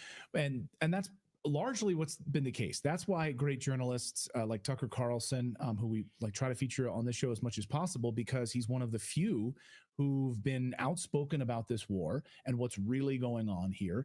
He just arrived in Moscow yesterday and warns that we're on the brink of a nuclear war. We are already in a hot war. Let's listen to what Tucker had to say as he arrived in Moscow last night. In the week since we left Russia, Moscow, where we are now, in February, after interviewing Vladimir Putin, we've watched from the United States as the Biden administration has driven the U.S. ever closer to a nuclear conflict with Russia, the country that possesses the world's largest nuclear arsenal. It has accelerated ever since, and it's reached its apogee so far in the weeks after Trump's election. He's now the president-elect. In that time, just a few weeks ago, the Biden administration, American military personnel launched missiles into mainland Russia and killed at least a dozen Russian soldiers. So we are, unbeknownst to most Americans, in a hot war with Russia, an undeclared war, a war you did not vote for and that most Americans don't want, but that is ongoing. And because of that war, because of the fact that the U.S. military is killing Russians in Russia right now, we are closer to nuclear war than at any time in history, far closer than we were during the Cuban Missile Crisis. That would mean the elimination of Russia, the United States, and most of the rest of the world. We felt there must be someone behind the scenes in Washington working to make sure that this conflict doesn't become a nuclear holocaust. But we found out that no, in fact, there is nobody. Tony Blinken, the current Secretary of State, cut off all contact between the U.S. and Russian governments. There is no back channel. There is no conversation. There hasn't been for more than 2 years. That's shocking. Meanwhile, most Americans have no access to any perspective other than that granted to them by NBC News and the New York Times. They don't know how close we are. They don't know the Russian perspective.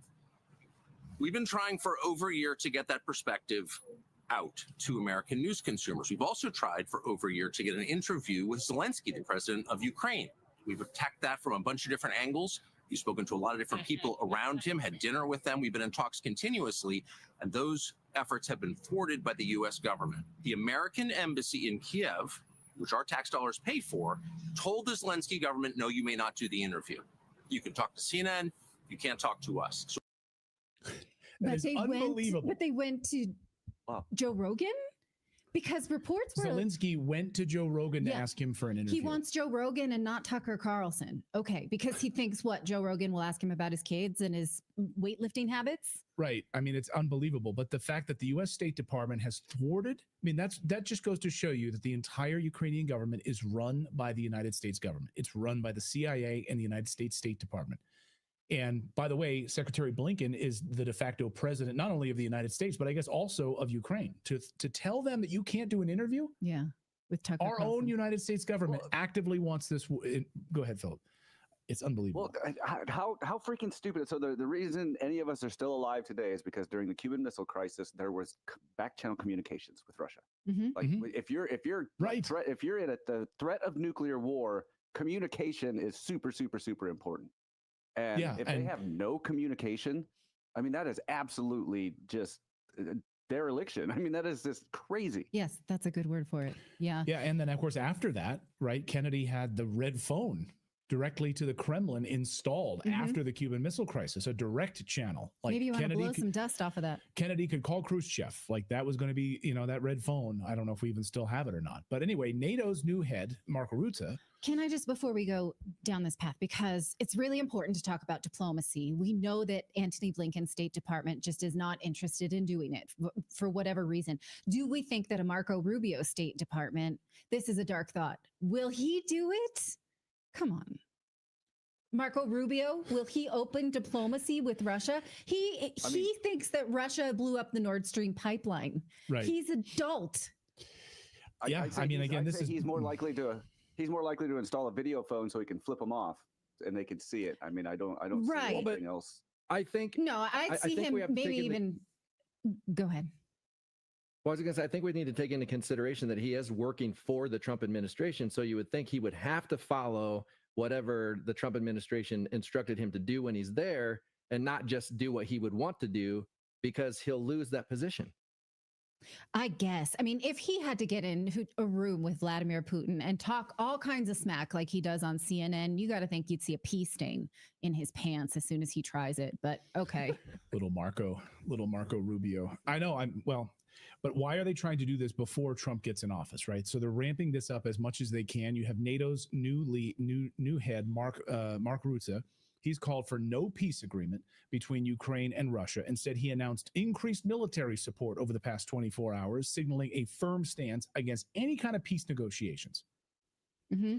This follows President Zelensky also over the past 24 hours, essentially admitting that Ukraine cannot defeat Russia and cannot reclaim Crimean territory, and peace should actually be considered. Let's put that out on the table. So like NATO swoops in, is like, whoa, you're talking peace? Sorry, you can't do that. You can't do that. Even crazier, Secretary of State Blinken, who is currently, as I mentioned, the U.S. President of the United States, instead of pushing for peace just yesterday, called on Zelensky and Ukraine to lower the age for conscription fighting against Russia.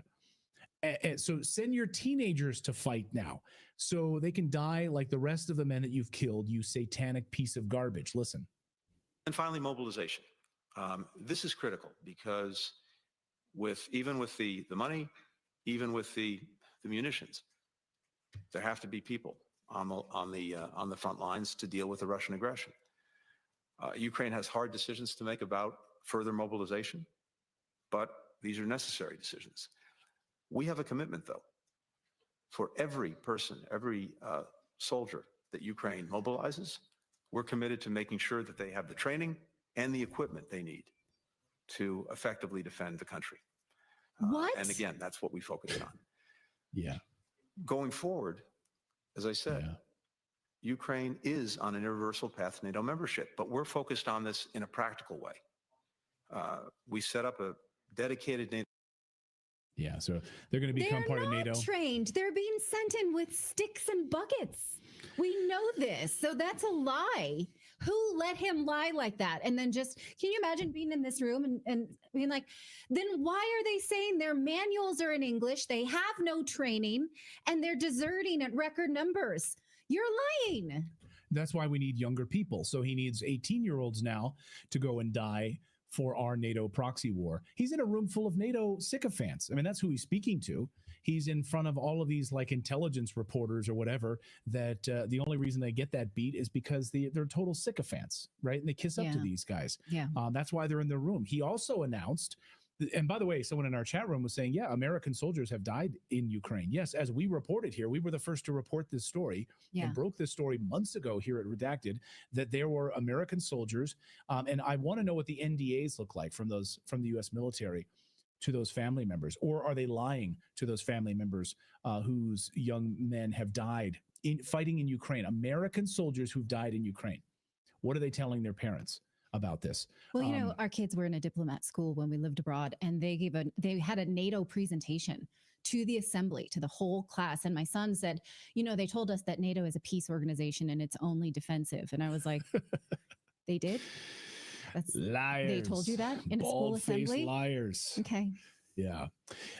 Europe is crumbling quickly. So here was Secretary of State Blinken also throwing some more money at the problem. Today, I'm announcing the delivery of $725 million in additional weapons and equipment for Ukraine's defense. The United States and more than 50 nations stand united with Ukraine. Blinken also just posted this. I'm sorry, these tweets also came in right after that. People in my state of North Carolina are still camping in tents without electricity and running water due to Hurricane Helene, while Joe Biden is still money laundering to Zelensky to continue covering up for crimes for the Biden crime family. F all of you. DK says that's a large amount of money to launder in such a short amount of time. Ava says, I love my United States. While people in North Carolina freeze in tents, you effers can't be gone fast enough. Not to be outdone, the comments President on that post Biden are pretty himself, fun. President Biden himself was in Africa and was instead of just the $700 million that we're delivering to Ukraine, wanted to deliver $1 billion to African countries who've lost their homes or had their homes damaged as a result of natural disasters. $1 billion to Africa. You know, that's the right thing for the wealthiest nation in the world to do. And today, Man. I'm announcing over $1 billion in new humanitarian support for Africans displaced from homes by historic droughts and food insecurity. Great. Thank you so much. That's the right thing for the most powerful country in the world to do, he says. But we can't help our own people because actual Americans in the United States are sleeping in makeshift structures. They're sleeping in tents in North Carolina because they can't get help from the Biden administration. Take a look at this. I met Sarah outside the trailer she's living in with her husband, 2 kids, 2 cats, and 2 dogs. Like almost everyone here, their home was destroyed and condemned. And they also lost their cars and their jobs. Everybody that I've talked to says they're getting no help. Their trailer was donated by a volunteer, not FEMA, and they have to pay for their own porta potty. I had to rent this so that we would even be able to use the bathroom. So you had to pay for that yourself? Yes. Yeah, it's $130 a month to rent one. Sarah's one hope was U.S. Small Business Administration disaster loan. But then she got this voicemail. This is a call from the U.S. Small Business Administration about your SBA disaster loan application. Due to a lapse in congressional funds, new loan offers will be delayed until Congress provides additional funding for the disaster loan program. We understand how frustrating this delay is. Yeah. Can you imagine? Why didn't Congress have to approve aid to Ukraine? Well, we got to make sure the Ukrainians, fight to the last in Ukrainian. So we're going to send tens of billions of dollars there. We'll send $1 billion to Africa to make sure that their homes are rebuilt after natural disasters. I mean, look, you want to know why these guys lost the election? This is why you lost the election. It's an absolute clown show right now. Go ahead, Philip. Oh. Didn't they? Did I dream it, or did they say there was plenty of money for the people in North Carolina? Didn't they did say that? Yeah. They said that, but that was before the election, so they didn't mean it. Yeah. Oh, they didn't mean it. Maybe they should. They should make a rule that if we have a single unwilling person living on the streets in the United States, especially a vet, no money goes anywhere else. No money leaves this country until that's taken care of. Then we can have the conversation. Yeah, you would imagine. Can you imagine what you could do with $1 billion just in that community to clean it up and provide homes and to rebuild that entire infrastructure? Yes, but we've covered a lot of what China's doing in Africa, building out infrastructure and structuring loans to African nations and actually providing them with infrastructure like roads and internet and sewage systems and things like that and improving that. But China's getting paid back and it's a business structure. We are a country heavily in debt. So who decided that we could do this? He says it's the right thing to do for the wealthiest country in the world. Okay, those things don't bear out when we look at our federal deficit and our expanding government. So anyhow, well, let's take a look at New York City. Sorry, just one real quick. It's like, it might be the right thing to do for me to buy a Christmas present for every kid in town. That doesn't mean I have the money to do it. Yeah, right? It's the thought that counts. Well, let's take a look at New York City. It looks more like Gotham City every single day. Today, the CEO of United Health was fatally shot in the chest on his way to an annual investor meeting at Midtown Manhattan. Police say they didn't know the suspect's motives. They still don't, but many are speculating that this was targeted. We can't show you the video. You can find it quite easily on X, but you can tell this person is waiting for his target. This person is clearly very skilled with a gun. He knows what he's doing. The police say that they don't think this is a threat to the public because obviously it was a threat to this guy in particular. His wife says he had been receiving death threats and he, again, we don't know exactly what those would be pertaining to. So police are still looking. Although incidentally, there's an account on X, which I didn't bring a picture because I saw it so recently. If you look up at RTWLZ on X, this person makes it a habit to scrape city bike data every minute because it's a hobby of his, I presume, and says that he did locate a city bike that went from this area all the way up the east side within 10 minutes of the shooting, and he's reported that to police. So I love that internet sleuthing. Maybe that's something, maybe it's not. Now, some radical liberals, though, are saying this guy had it coming. Why? Because he's a capitalist, because he's a head of big business. Here is him, this, I want to say like extremist liberal, saying that this is the capitalist revolt that he's been waiting for. Have you guys heard the good news? They say it was a targeted attack. And personally, the gunman is at large. So if you see anything, no, you didn't. Oh, you think no, you didn't. Protect this person. Also, do more. That's a hero. That's my fucking hero right there.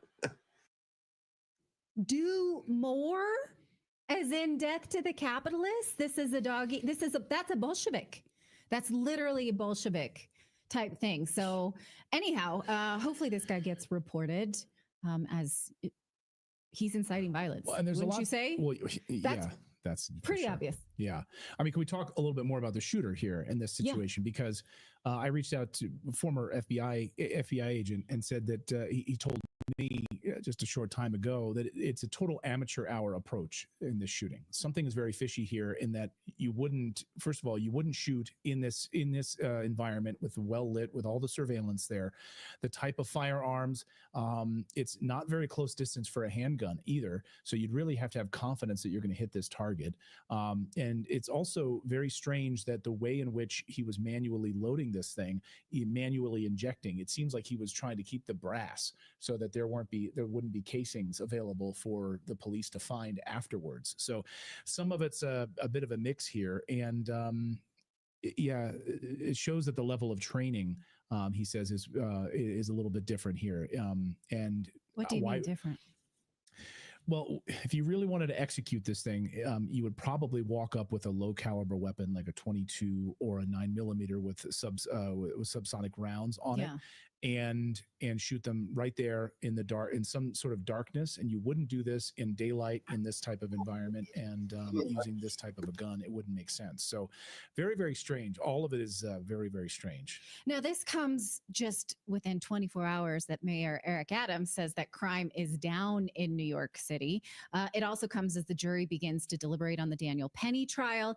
Eric Adams does seem to indicate that Penny should be acquitted because, for obvious reasons, you can't have people who are too scared to defend themselves against dangerous people. So we'll see how that goes. We're going to talk to Second Amendment advocate Liz Joy coming up about that, about, again, how New York City seems to be straight off the pages of a Batman comic coming up after the break. Yeah.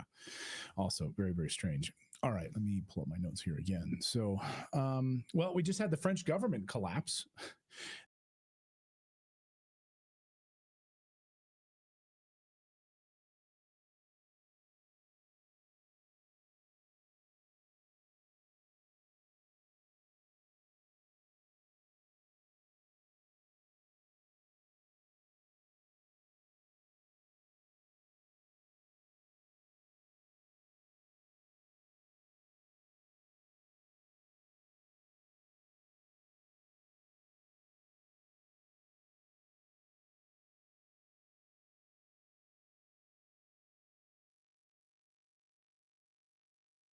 Well, the outgoing Biden administration is sure as hell bent on taking us into World War III. U.S.-backed al-Qaeda has taken over Syria, and it's entering a dangerous phase. Now Syria is collapsing in real time, thanks to the United States and Israel, of course, meddling in what was once one of the most peaceful countries in the world. Just a few years ago, it was one of the most peaceful countries in the world. That's what happens when you arm al-Qaeda, by the way, and then you try to foment a regime change in a country that is frankly none of our damn business.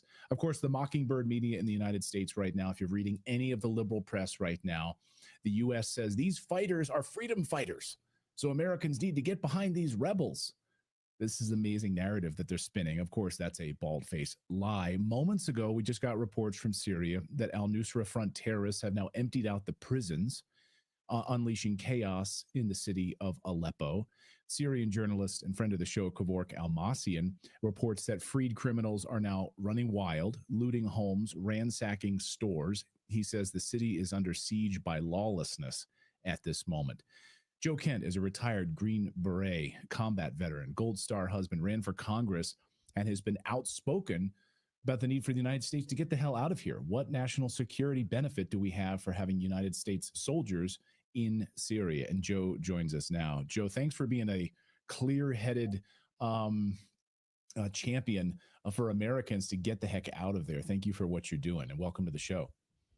Great to be with you, man. Been listening to your program for quite a while. Thanks for what you do. Well, I appreciate it. And I appreciate you. I mean, this is a murky situation, right? It's not black and white, but if you pick up the liberal media, if you pick up or watch, the CNN or read the New York Times, I mean, these terrorists, Al-Qaeda, al-Nusra, whatever you want to call them, we've been funding, but now we're supposed to be labeling them as rebels, like they're freedom fighters. Can you believe this? Yeah, I thought the American people were building up more of a awareness of just how frequently the media lies to us, just pattern recognition. But in the last, 72, 96 hours since Syria cropped back up into the headlines, we've seen this narrative of like these brave freedom fighter rebels are going and taking out the evil Assad against Russia and against Iran. And it all sounds very noble once again, but these rebels are nothing more than the rebrand of Al-Qaeda and ISIS.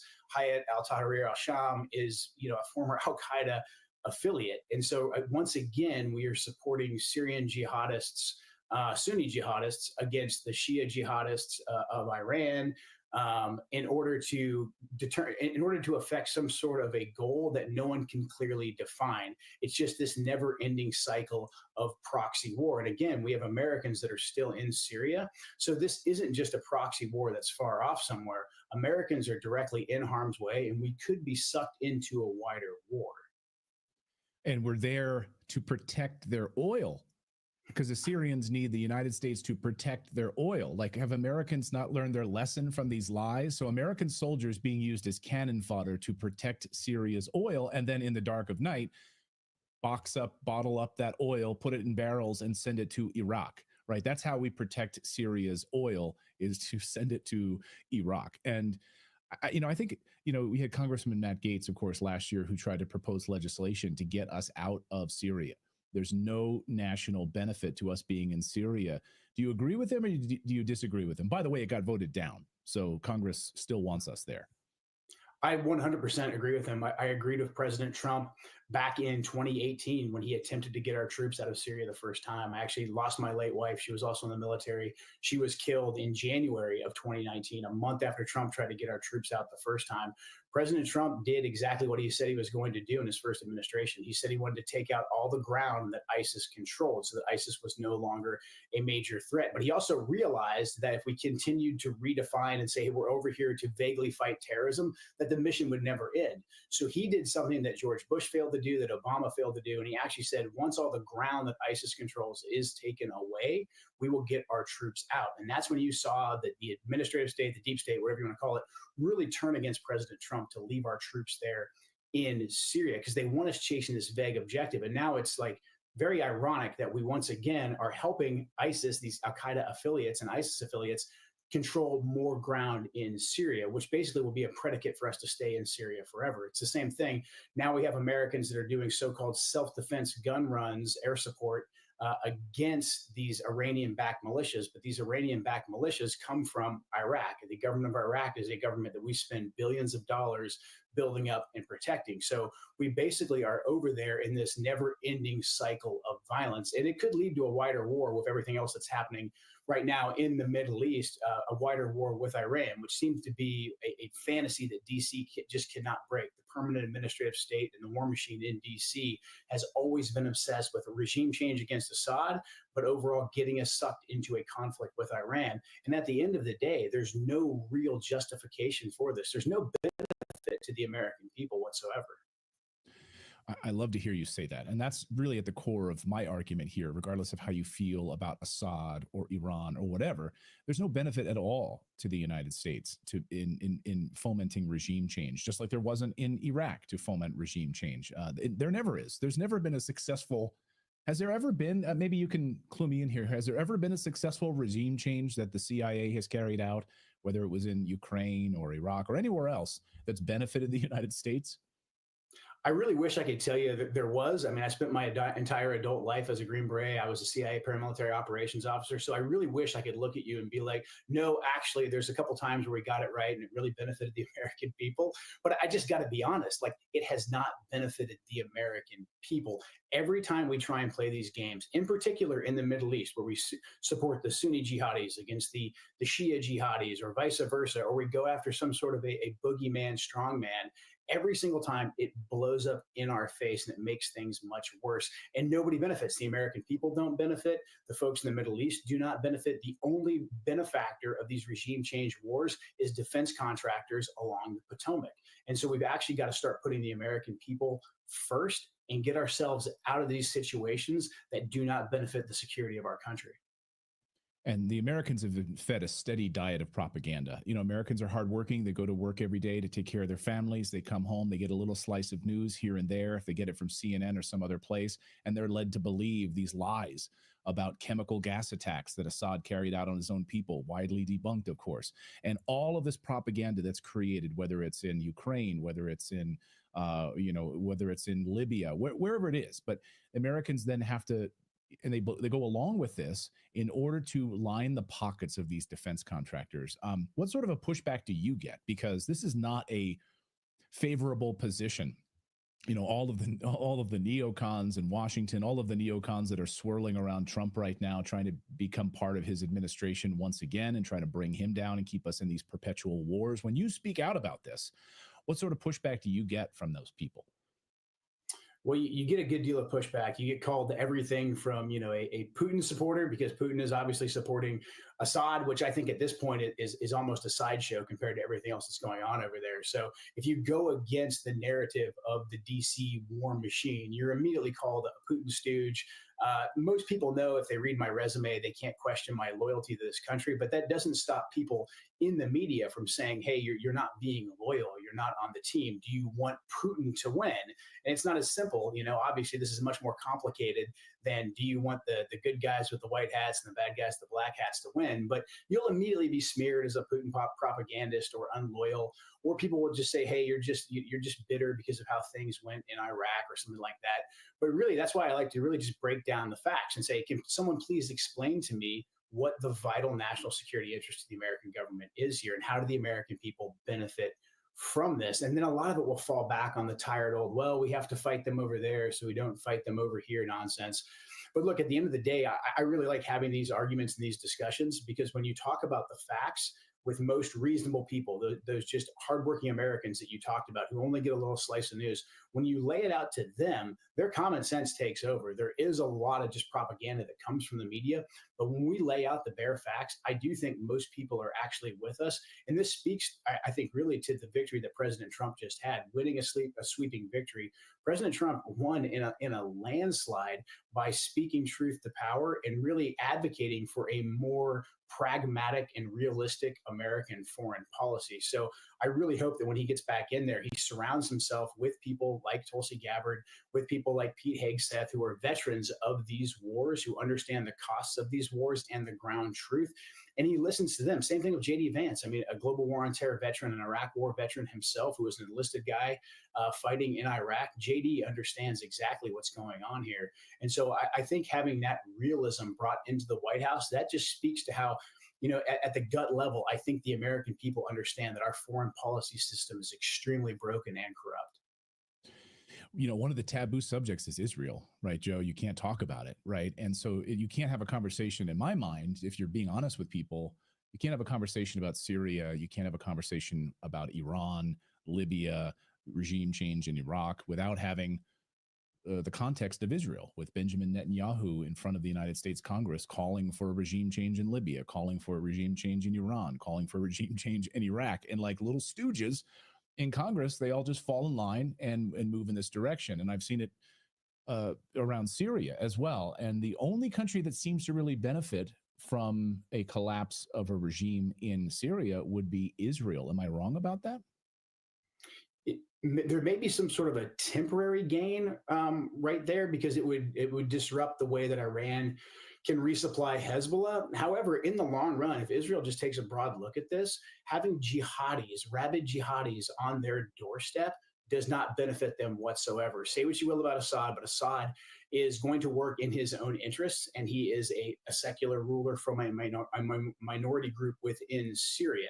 So if you look at it from a pragmatic Israeli standpoint, and I've worked with the Israelis before in my past line of work, most of them recognize that dealing with an Assad or dealing with someone like Saddam was much more practical than dealing with the instability that comes from regime change wars. So I think right now, in the heat of the moment, the Israelis may be very tempted to disrupt that Hezbollah supply line that's coming from the Iranians, coming from Damascus. But if they take a broader look and they look at just the overall history that we discussed of regime change wars and seeing how absolutely disastrous this was, just to think back 10 years ago, how chaotic and disastrous things were on their northern border when you had ISIS getting ready to take over large swaths of Syria, I think that they would really think again about supporting any of these jihadi groups. I'm not saying that they are one way or another, but I think that they would be very apprehensive about having that level of chaos on their border. And you've always got to be careful who you're making an alliance with for a temporary tactical gain. It may seem great right now, oh, we're weakening Russia, we're weakening Iran, we're weakening Assad,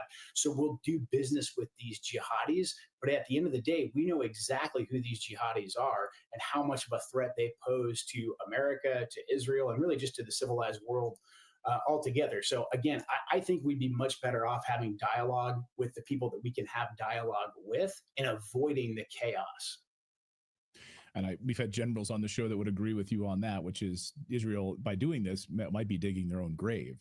So we'll see, by attacking Damascus and otherwise. But yeah, this is an absolute hornet's nest at this moment, and praying for the people of Aleppo who are having their stores ransacked, their houses torn apart by what seems to be, once again, another CIA-engineered proxy war that the United States is deeply involved with.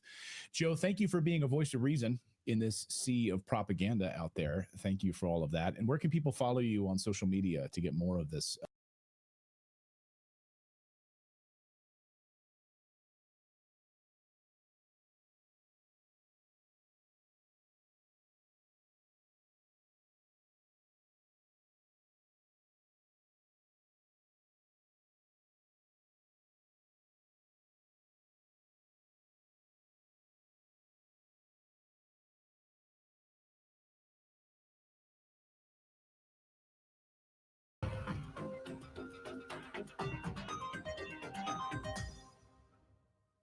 Now, I have to say, one of the things that has genuinely offended me, genuinely sickened me, genuinely enraged me, ever since this whole issue with Hunter Biden arose and the possibility that he might be prosecuted.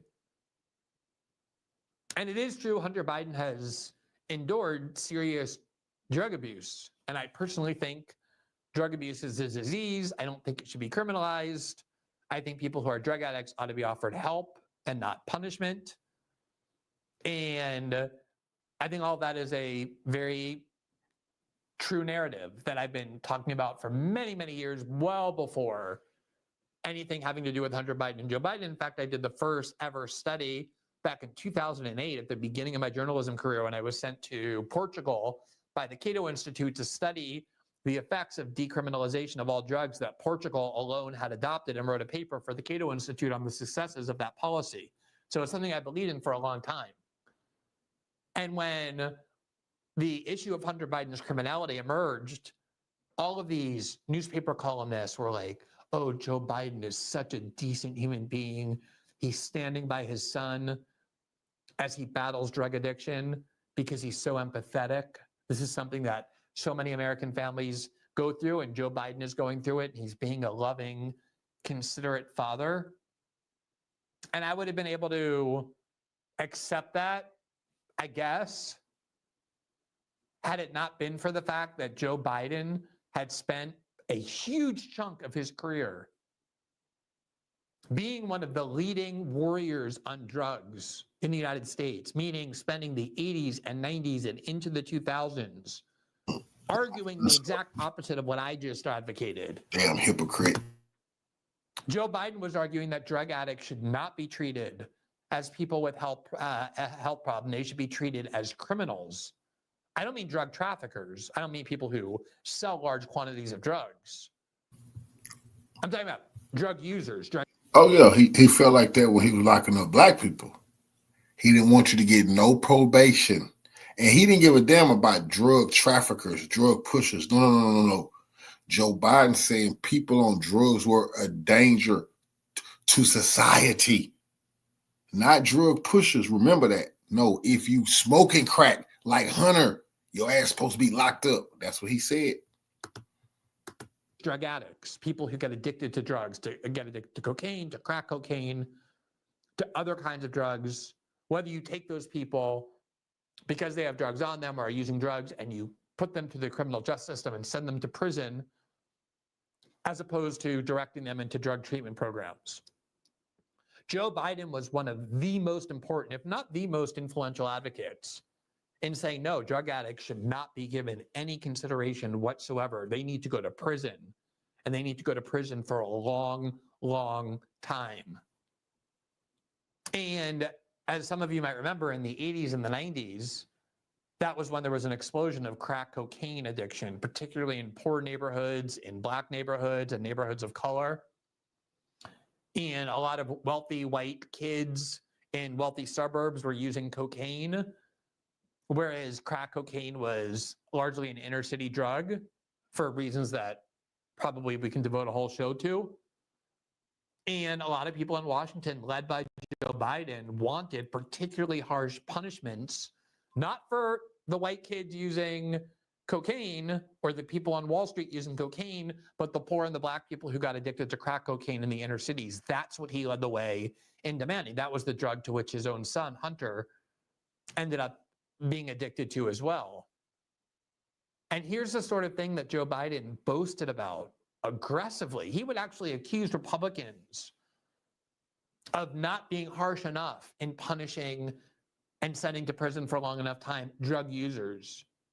Here's the sort of thing that Joe Biden was saying back in 1991. We covered this at the time this first emerged, when we were told that Joe Biden is such a loving, compassionate father. We should applaud him for protecting his son, Hunter, because of the compassion he's showing for drug addiction, which again, I would have been empathetic to had it not been for the fact that Joe Biden is responsible for sending thousands, if not tens of thousands of other people's kids to prison for a long, long time for doing exactly what Hunter Biden did. In fact, Hunter Biden did a lot worse. He didn't just use crack cocaine addictively the way a lot of people who were sent to prison by Joe Biden's policies for a long time did, but he did these other crimes as well, from which he's now being protected. Here's the sort of thing that Joe Biden was saying on the Senate floor, as we covered when this first arose in June of last year.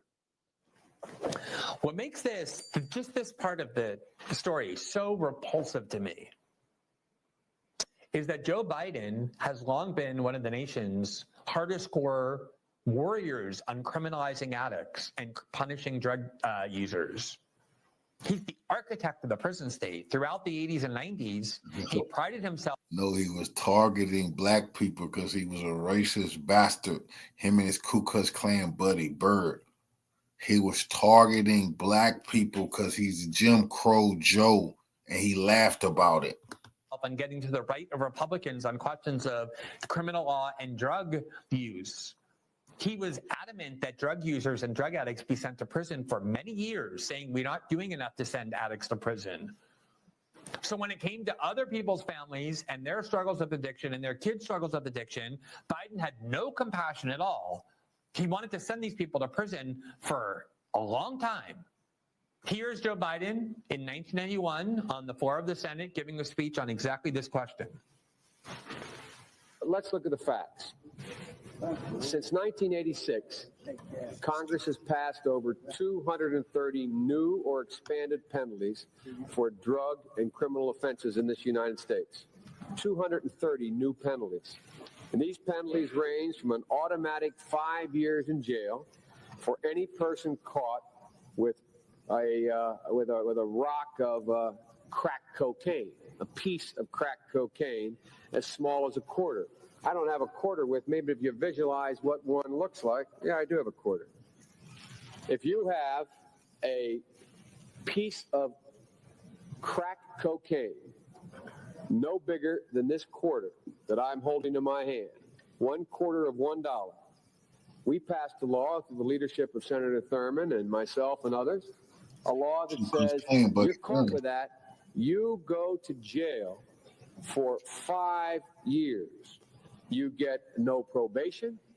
You get nothing other than. What's so disgusting is he was trying to fatten up the private prisons and get the 13th Amendment slavery jumping again. That's disgusting what Joe Biden was doing.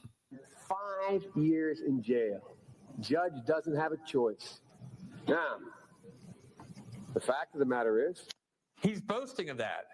And no, I mean, I want you to think about that for a second.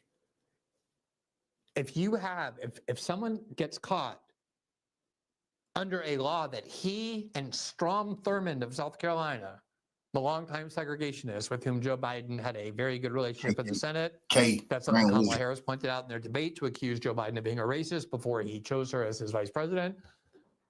Under that law that Joe Biden was boasting about, if you have a piece of crack cocaine the size of a quarter, obviously purely for personal use, no possibility for just intent to distribute or selling, because so many people were addicts.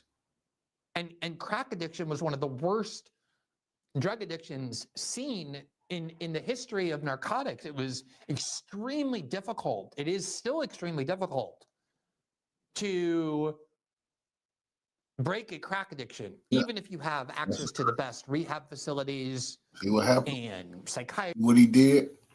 See what he did? He ruined all those families. And I'll be damned if that curse didn't hit his house. See, that's a biblical curse. You see? Tore his family apart. Because I'm going to tell you like this.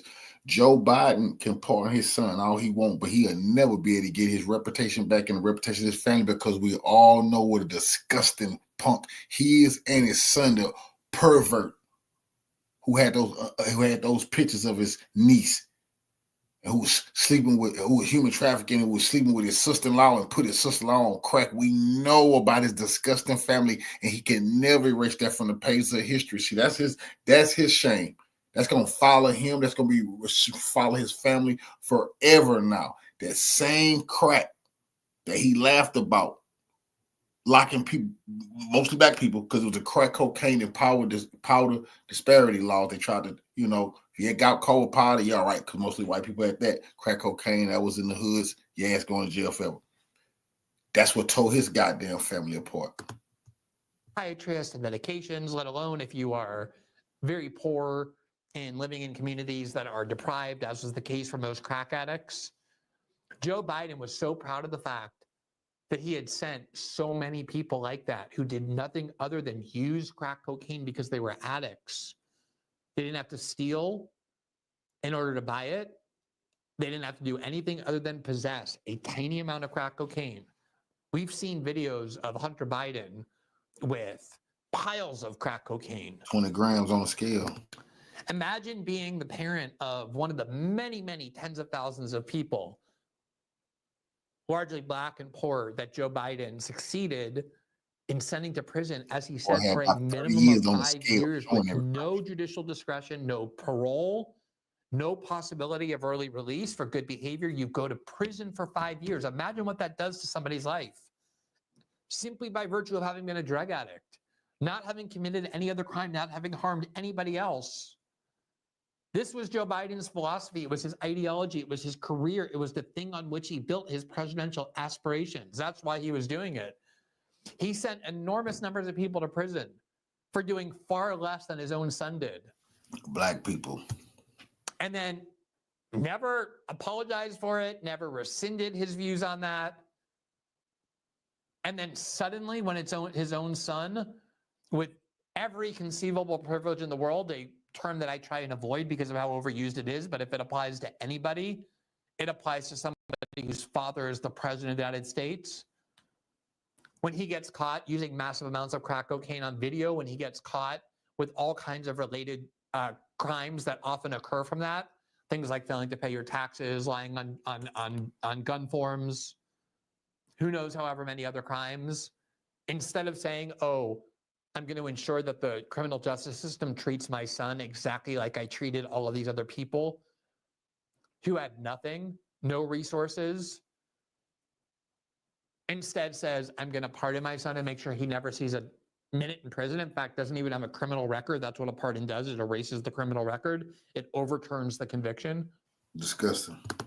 After spending a full year swearing up and down that under no circumstances would he do so, which became the basis for all of these liberal propagandists to herald him as a great person, to draw a contrast between him and Donald Trump. That's why I say there's few incidents that I think reveals just the utter depravity, the emptiness, the vacuity of all of this liberal discourse. Finally, this is all come crashing down on their heads so deservedly. And it's so good to watch because of how deserved it is. They've lived in this fantasy world where they've spoken only to one another, for one another. They've convinced each other of things that have no bearing, no relationship to reality. They've built up these insane narratives. Nancy Pelosi said 6 months ago that Joe Biden should be put on Mount Rushmore. They have convinced American liberals to revere the FBI, the CIA, the NSA, the Department of Justice, the entire U.S. security state. There was a new poll out today, in fact, that said that the FBI, that the faith that Americans have in the FBI have dropped to a new all-time low, 41%. And it's only that high because so many Democrats and liberals have enormous faith in these institutions, because they've been fed this mythology by these media liars for so many years that these sacred institutions do no wrong, that they have to be preserved and protected and not reformed. And it's why you're seeing now the people who Donald Trump is appointing, who have the greatest intention of radically reforming these institutions, those are the ones being most attacked. Because what Washington is about more than anything else is preserving the status quo in Washington, because the people who are succeeding and thriving want stability, want anything but any kind of radical transformation. But these people in the media have lost every ounce of credibility. They've lost their audience, they've lost their relevance. And I really believe at some point they're even losing faith in themselves. They cannot look at themselves in the mirror any longer. I mean, how can you watch yourself saying all these things, convincing people of it in the most high-minded and sanctimonious ways, only to watch Joe Biden turn around and just screw you so completely, and you don't even have the integrity to go on air and say that, because you're so petrified that you're going to offend the tiny little bit of audience that you have left. These people are completely soulless. And every year that they've stayed in these insulated worlds where they build these narratives that have no bearing on the entire rest of the country, they get more and more detached, more and more desperate, more and more careerist, more and more willing and eager to say and do anything to cling to the careerist benefits that's the only source of their self-esteem, and all of that is slipping out of their hands. And they're becoming increasingly desperate. You can smell it, you can see it. It's palpable. The 2024 election where Donald Trump won, where every single place in the United States moved away from the Democratic Party toward the Republican Party, where more harmfully than ever, racial minority groups that Democratic Party operatives and the liberal media thought they've owned forever moved away from the Democratic Party, with the exception of Black women who largely stayed loyal to Kamala Harris, but pretty much every other minority group moved away. This is all the unraveling of this rotted, empty liberal establishment that has built an edifice based on a fantasy world. And I will admit honestly that I enjoy watching it all come crashing down on them because I think it's so deserved, but I also think it's very healthy because this kind of just insanity that they've been injecting into the discourse going all the way back to Russiagate and then building and descending from that point forward for all of these years has been so incredibly toxic and so incredibly destructive. And to watch Joe Biden, in a sense, put the final nail in their coffin of credibility and relevance and influence has been pretty joyous to watch.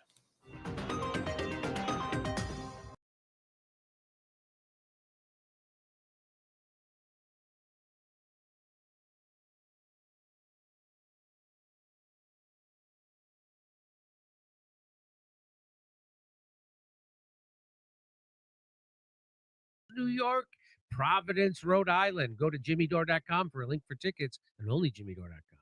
So I just want to show you this.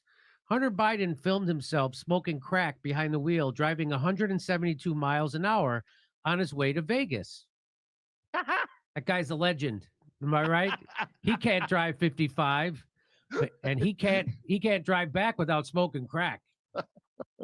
Classic, dude. So I just want to show you just imagine if this was Trump and not Joe Biden. Imagine if this was Trump's kid, and imagine if Trump had passed a bill that put people who smoke crack in prison for life or forever, almost mandatory minimums. Imagine, because that's what Joe Biden did.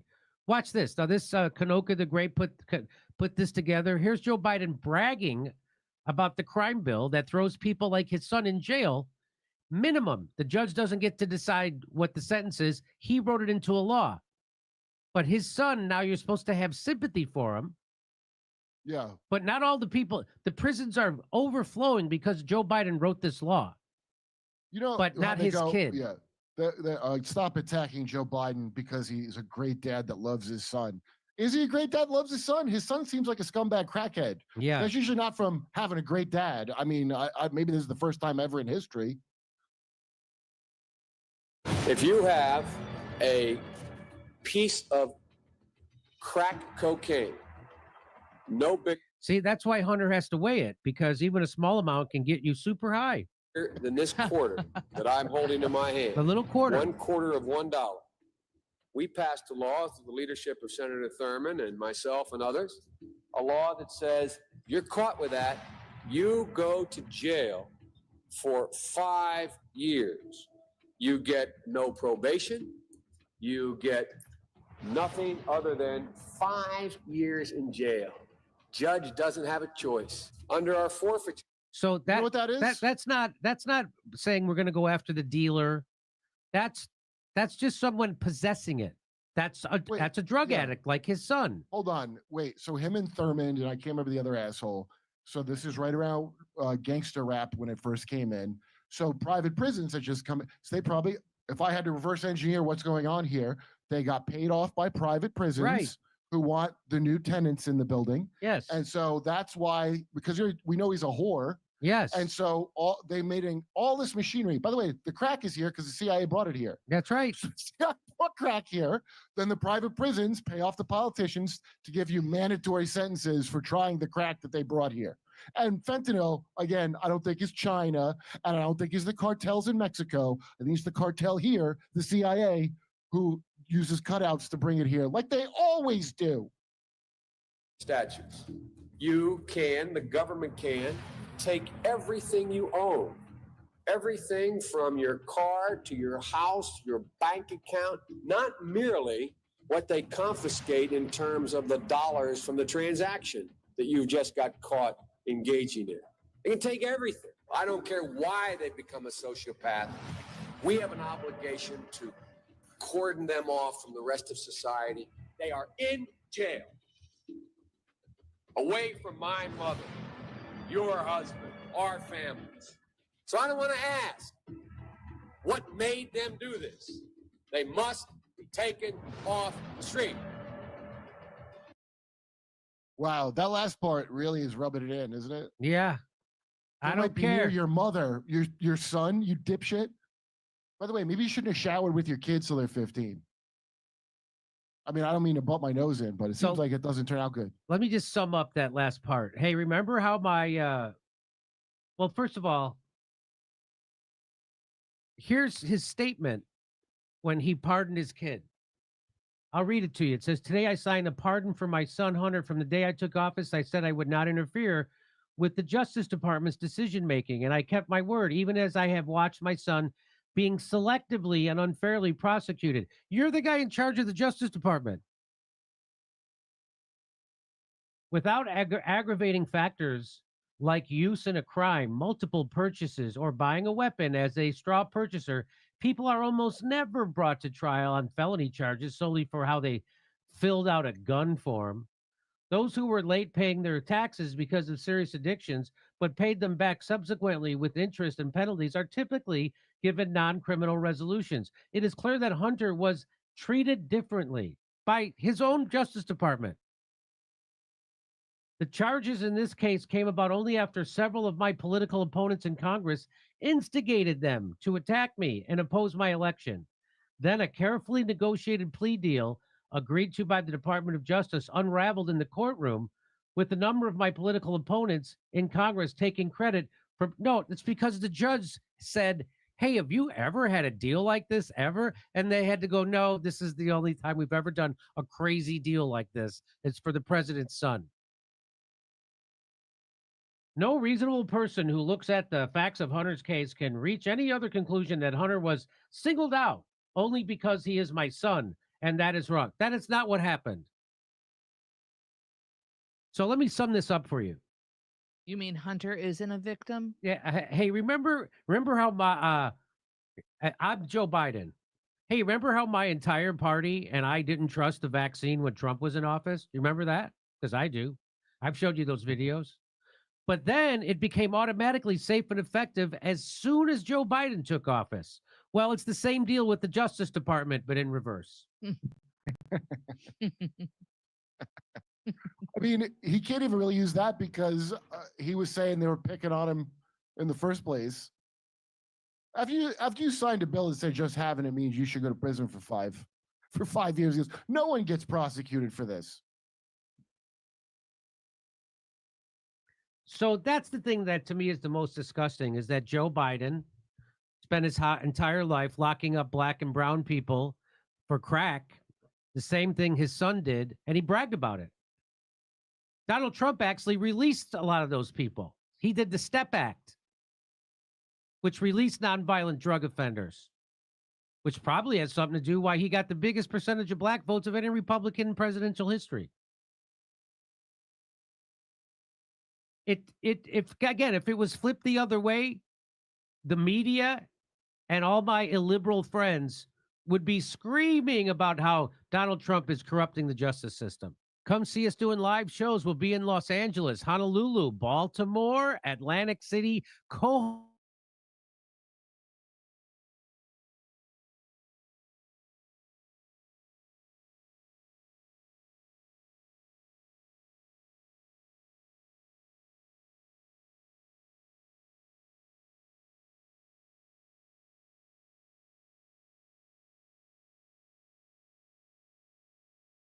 This is Democracy Now!, democracynow.org, War, Peace, and the Presidency. I'm Amy Goodman with Juan Gonzalez.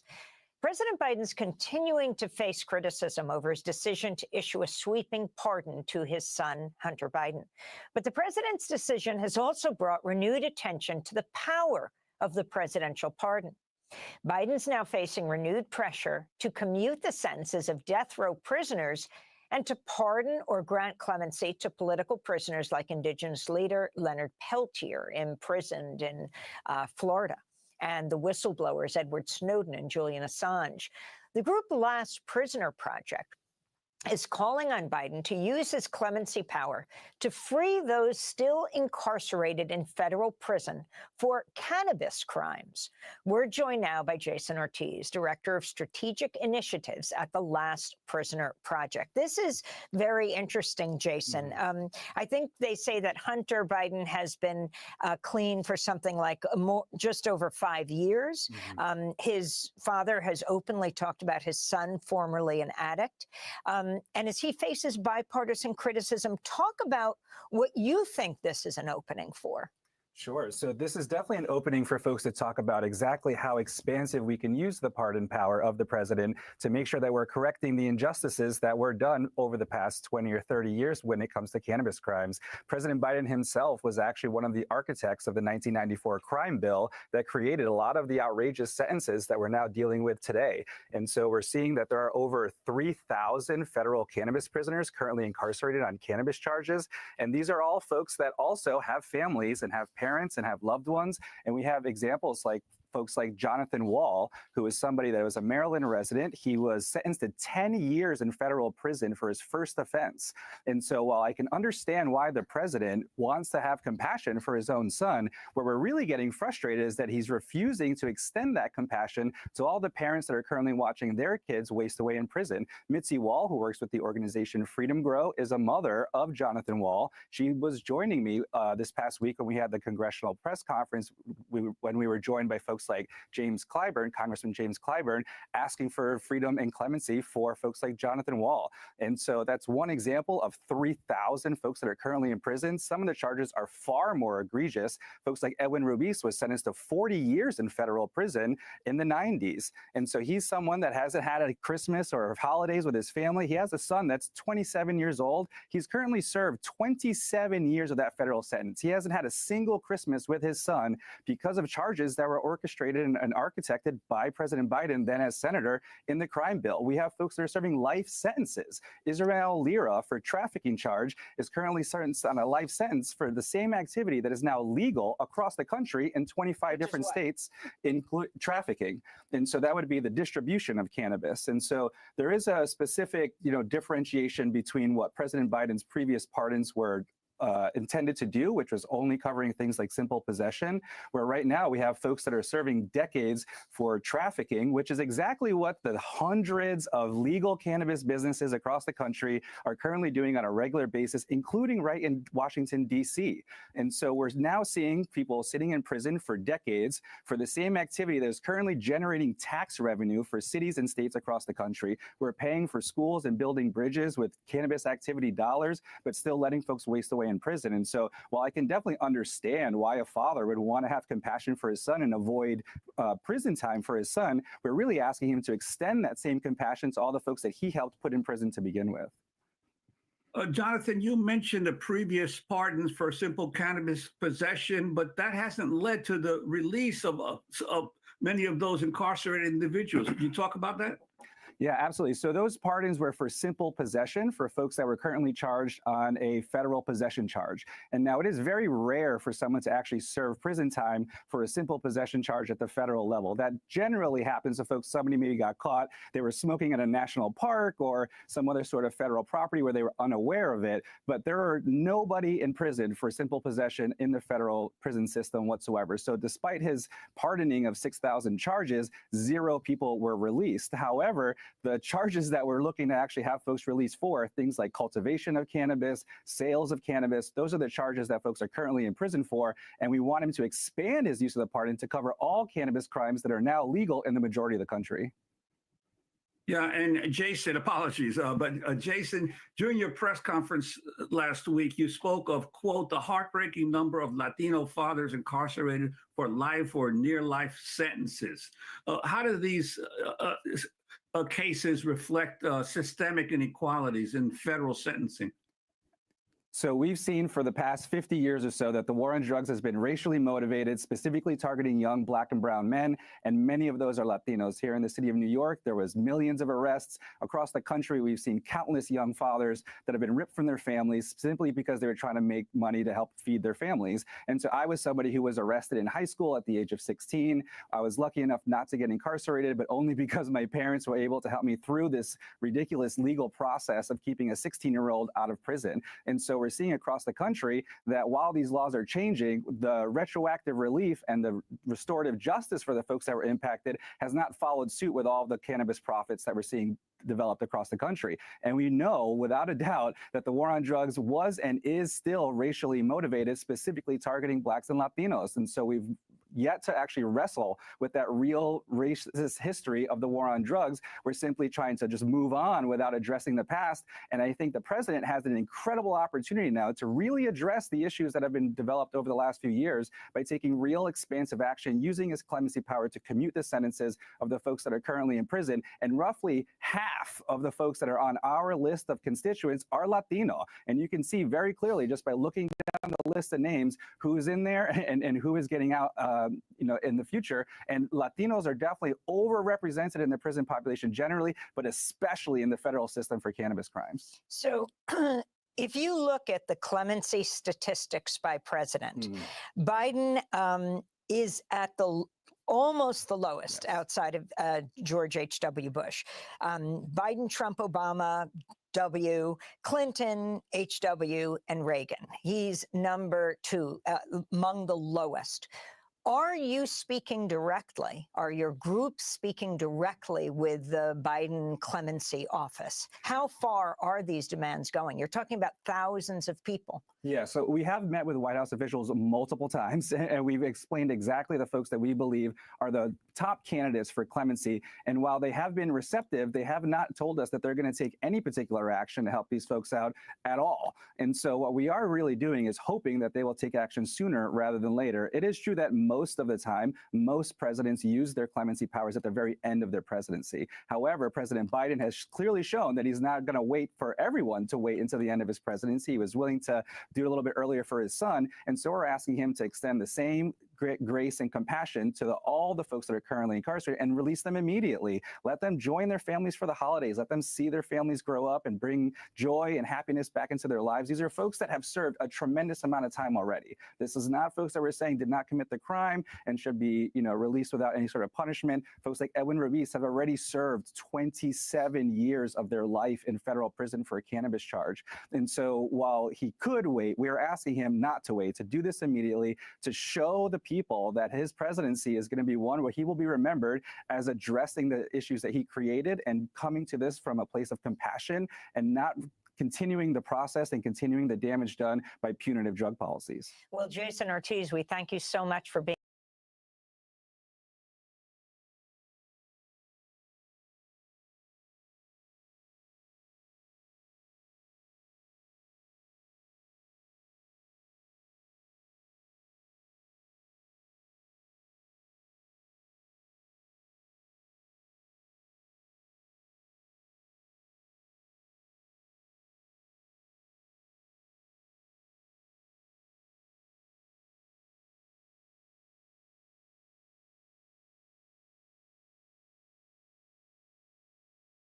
should really open the eyes of a lot of people about what really goes on behind the scenes when it comes to these insurance companies. And it's just not United Healthcare, but it's a lot of these insurance companies. News stories like this remind me of the Goodfellas or the Sopranos or the Mafia when they say that it could come from anyone, anywhere, at any time. It could come from a friend, somebody you're doing business with, or somebody you have screwed over in the public. And trust me, when it comes to this news story, there is a lot of screwing over when it comes to people in the public. Now, look, I'm not saying that it's justifiable or the answer is to take somebody's life. All I'm saying is the answer is sometimes as simple as black and white when we ask the question, what happened here? But if you have not heard, United Healthcare CEO Brian Thompson, age 50, had lost his life around 6:45 in the morning in Midtown, New York. Brian Thompson was shot in the chest and the leg in what is believed to be a targeted attack, with the suspect then fleeing down 6th Avenue on a bicycle. The NYPD has launched a huge manhunt to catch the suspect, who is believed to have escaped into Central Park. Witnesses said the suspect was seen waiting outside the hotel that Thompson was staying in before the incident and knew which door Thompson was going to emerge from before firing on him at point blank range. That is very, very interesting because they are making it sound like it was some kind of inside job, which more than likely it very well could have been. But the article goes on to say, and again, I'm reading this from the Daily Mail, it goes on to say that footage showed the NYPD officers performing CPR on the married father of 2 before he was rushed to Mount Sinai Hospital in critical condition, where he was later pronounced deceased. Now, again, it's very sad. He's a married father of two. The article goes on to say how Thompson was the CEO in 2021 and earned a reported $10 million a year. And for several years prior, he ran the Medicare business within United Healthcare. He was slated to speak at an investor meeting at the Hilton Hotel soon after the incident. According to a release from the United Healthcare company on Tuesday, he would announce the company's hugely profitable 2025 financial outlook, including expected revenues upwards of $450 billion. The money part of this story is going to be very, very important because even though they're making all this money, United Healthcare was actually being investigated because United Healthcare had a disturbing track record of rejecting claims. This is why I said in the beginning that what happens to you can possibly come from anyone. And in this case, it could come from a doctor. It could come from somebody in the doctor's staff who lost their job because claims were not getting paid. It could come from a patient, or it could come from somebody you are doing fraud with and they don't want you to spill the beans because you are now being investigated. So if you're going to get into this business and screw over anybody and everyone, you better have the makings of a varsity athlete. And 100 points to whoever can guess where that quotation comes from. Please do comment in the comment section below. But anyway, going back to the story, United Healthcare was being probed by the Department of Justice for alleged antitrust violations, while its parent company, United Health Group, has come under fire from angry patients who claim the insurer refused to cover their care. That is another problem. Not only was United Healthcare not paying these claims, but they were also denying care that a lot of these patients had benefits for, care that a lot of these patients had authorizations for. But you see, United Health Group, United Healthcare, they were finding any and every little thing to go ahead and deny care. You're paying for these benefits? Oh, we don't care because we deem it not medically necessary. Even though you're spending a lot of money every month for this benefit, as long as we find any little thing to deem it not medically necessary, we are not going to allow it. But go ahead and keep paying us. People were fed up. People actually protested United Healthcare.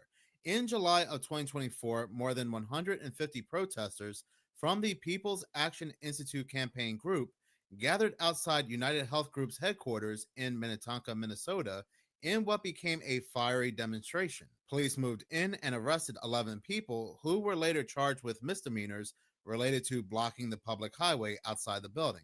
Many people wrote to United Health Group CEO Andrew Whitty. They were saying that United Health Group's profiteering by denying care is a disgrace, leaving people across Minnesota and all over the United States without the care they desperately need. Now, I don't work there myself, but I do have friends who work there, and I have heard nightmare stories where members would call in crying, saying they have the benefits, they have the authorizations. Why can't they have their much needed surgeries? They're in pain and so forth. Even some might have their life on the line. Some family members are calling in for their family members because they just can't talk on the phone. Their life is in jeopardy. And well, like I said, United Healthcare will find any and all reason to deny them services, but continue to take their money, even though these people do have the benefits. So again, they would go over these medical records and they again would deny these authorizations, these cases, and so forth. But come to find out, it was not actual people that were reviewing these medical records, but United Health Group was using a technology called NaviHealth to review these medical records. They were using AI, and they knew that the AI had a 90% error rate. That is right. They knew the AI had a 90% error rate, and they would still allow these denied cases to stay denied. Now, again, very, very sad story that this individual, he lost his life. He has 2 kids, he has a wife, but on the flip side, how many people had lost their lives due to not receiving the care they needed because United Health Group was using AI to deny these cases, and they still ran with it. There was a class action lawsuit against United Healthcare that accused United Healthcare of using AI to also deny claims for post-acute care services in Medicare Advantage in a lawsuit slated earlier this month. The proposed class action was filed by families of 2 senior Medicare Advantage members who lost their lives after the insurer allegedly used the Nava Health platform illegally to reject care as UHG profits ballooned. So you're going to go in there in that investors meeting, brag about all this money that United Healthcare, United Health Group is making, but at the same time, you're making this money due to fraud, and people are actually losing their lives. The more I read this story, the more angrier I actually get, because I know it's not just United Health Group, but a lot of these insurance companies are doing so much fraud. And at the end of the day, it's the people who are putting their own money into these companies to get the care that they need, and they're being outright rejected. And it could be anybody's family member. It could be my family member. It could be your family member. They don't care about the lives that are impacted. They care about fattening their pockets. Anyway, continuing to read the article, it says, according to the lawsuits, the technology has a 90% error rate, and the company relies on patient complacency or lack of knowledge about the systems to keep using it. Defendants bank on the patient's impaired condition, lack of knowledge, and lack of resources to appeal the erroneous AI-powered decisions, they said in the lawsuit. In a statement to Fierce Healthcare, United Health said the lawsuit had no merit because they were not using NaviHealth to make decisions on coverage. The NaviHealth Predict tool is not used to make coverage determinations, a spokesperson said. The tool is used as a guide to help us inform providers, families, and other caregivers about what sort of assistance and care the patient may need, both in the facility and after returning home. But get this, according to a recent investigation into the company by Stat News, internal documents show that NaviHealth set a 2023 target to keep rehab stays of patients in Medicare Advantage plans within 1% of the days projected by the algorithm. Former employees said they were forced to abide by this rule or face discipline or even termination of their roles, regardless of whether the extra days were justified under Medicare coverage rules. The performance goal was part of a wider effort to reduce nursing care home costs for elderly patients with privatized Medicare plans, per Stat News. The outlet cited disturbing patient case studies, including an elderly woman who was part paralyzed by a stroke, allegedly being allotted only 20 days of rehab by the algorithm, less than half of the average. Another case study includes a 78-year-old legally blind man with failing heart and kidneys who was granted only 16 days in a nursing home. Earlier this year, the DOJ had gotten wind of this, and they launched a probe into whether United Healthcare was unfairly restricting competitors and running a monopoly. The DOJ also sued to block the company's acquisition of home health and hospice provider Amadeus, naming Thompson and others and accusing them of unlawful practices.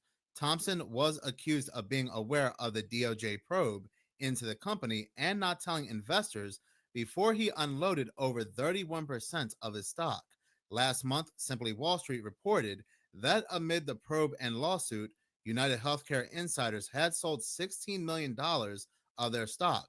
Thompson was the biggest insider seller, unloading $12 million worth of shares at about $521 per share. Wow, a lot of enemies are being made here, and I would hate to be the investigator investigating this case. The Justice Department was quoted as saying, the Justice Department will not hesitate to check unlawful consolidation and monopolization in the healthcare market that threatens to harm vulnerable patients, their families, and healthcare workers. There is a lot more, I bet, to this very disturbing case and story, but at the end of the day, it definitely sounds like they were operating like some kind of mafia.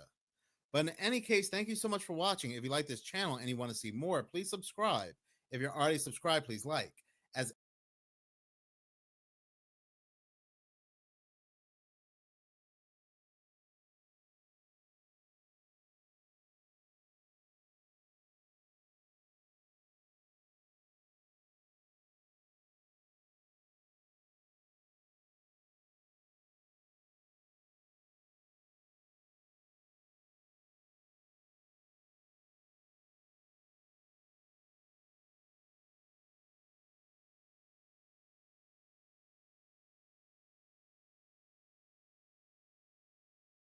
multiple military bases. And in fact, these same UFOs are now being spotted over FBI agents' homes. And it's all happening right now in the United States and the United Kingdom. Why? Watch this.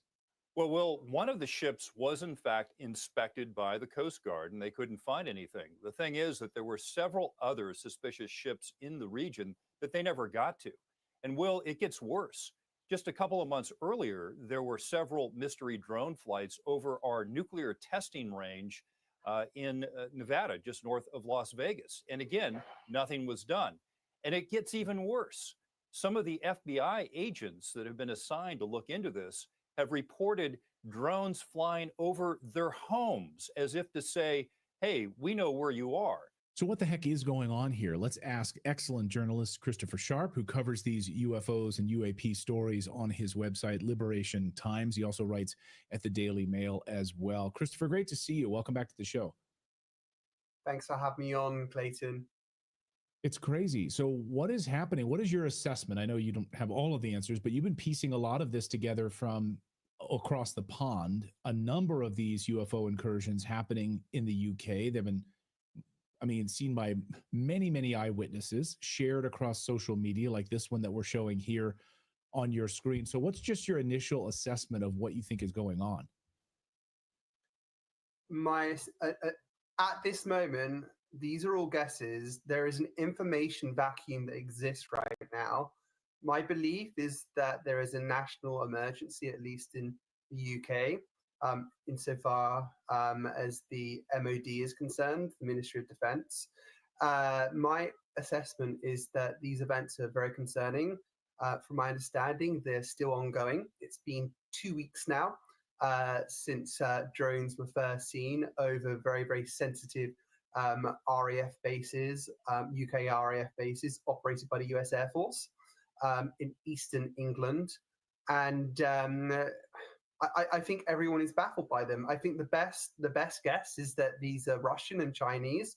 Remember, these incursions started after permission was given to use ATACMS and Storm Shadow missiles in Russia. So it seems very, very coincidental that all these incursions started after that decision was made.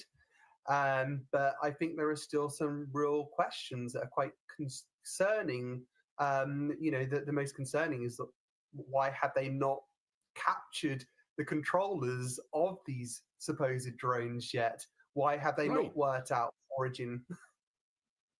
Well, why have they not shot any of them down? So you're telling me that, according to your sources at the Ministry of Defense, that this is considered a national emergency in England right now? So I have a variety of sources. All I can say is that I can only speak insofar as my opinion.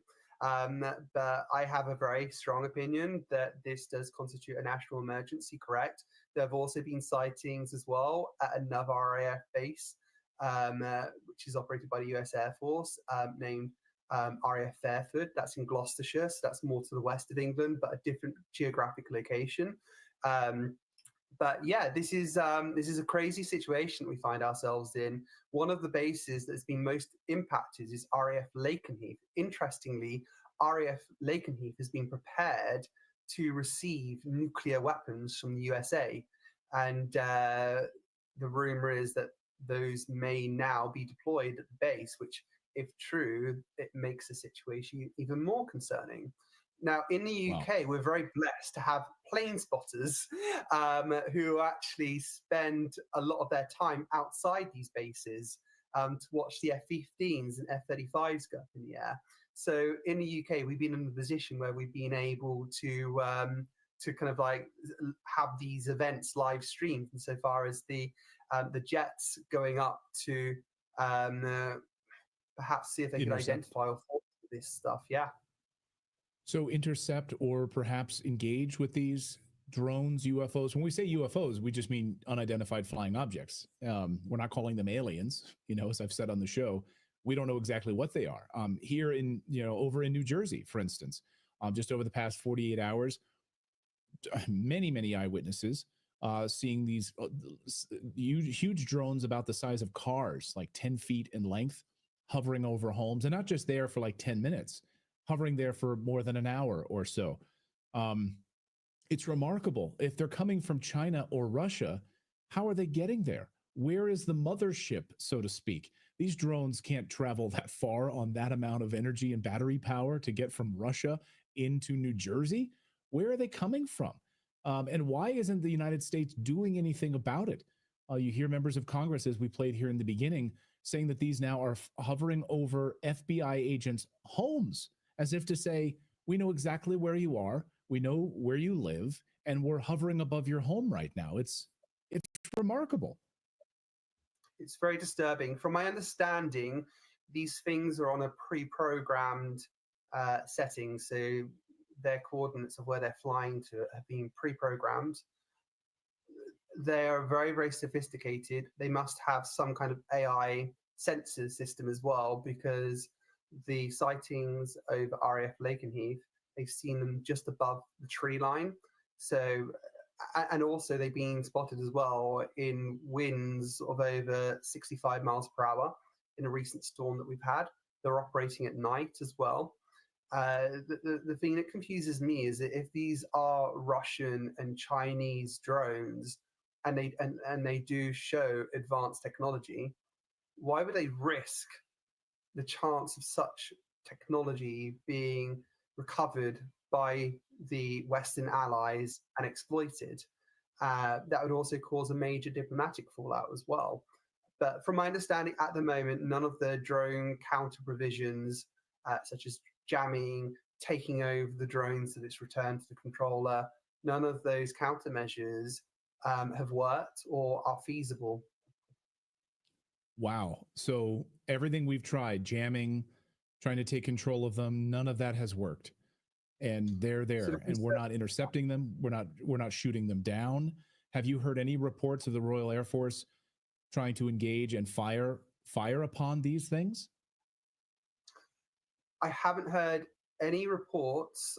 I do know that there may be a concern, from my understanding, that if you do take control of the drone and send back to its origin, where it came from, there is the danger that it may have been preset to land on one of the air bases.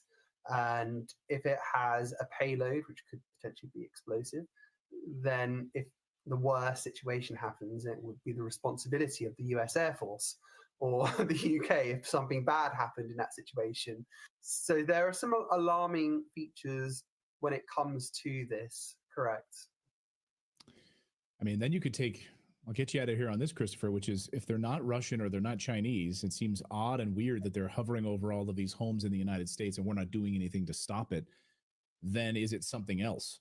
Is it something from off-world, some sort of off-world vehicles that are here to say, you guys are on the precipice of nuclear war, you better stop it, we're watching you.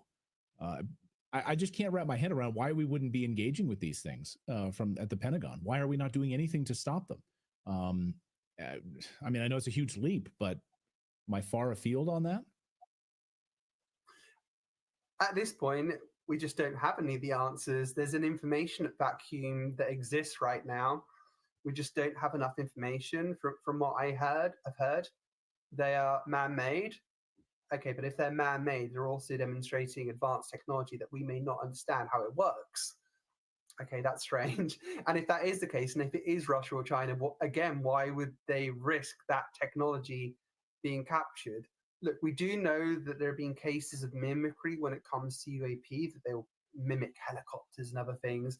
I have no information to suggest they are UAP yet, as in Pentagon's definition of them, displaying some anomalous behavior or capabilities such as transmedium activity or instantaneous accelerations. I've got nothing on that so far. I think it really is just a really horrible position that we're in right now, is that we just don't have the answers. All we can do is speculate and keep following the story. But the longer this goes on for, the more disturbing it becomes. And I keep on using that word because it has, and I think it's rattled a lot of top officials, both in the UK and the US. Well, we have many, many viewers in the UK who are watching our show. And I know you've put a call out to anybody in certain sectors of the UK who've witnessed some of these drones in certain areas to reach out to you. So you can follow Chris on your X account. Reach out to Chris if you've seen any of these UAPs, UFOs in your area. He's collecting all of this data right now and doing amazing work on all of this. So, Christopher, thank you so much. Go figure. Follow me.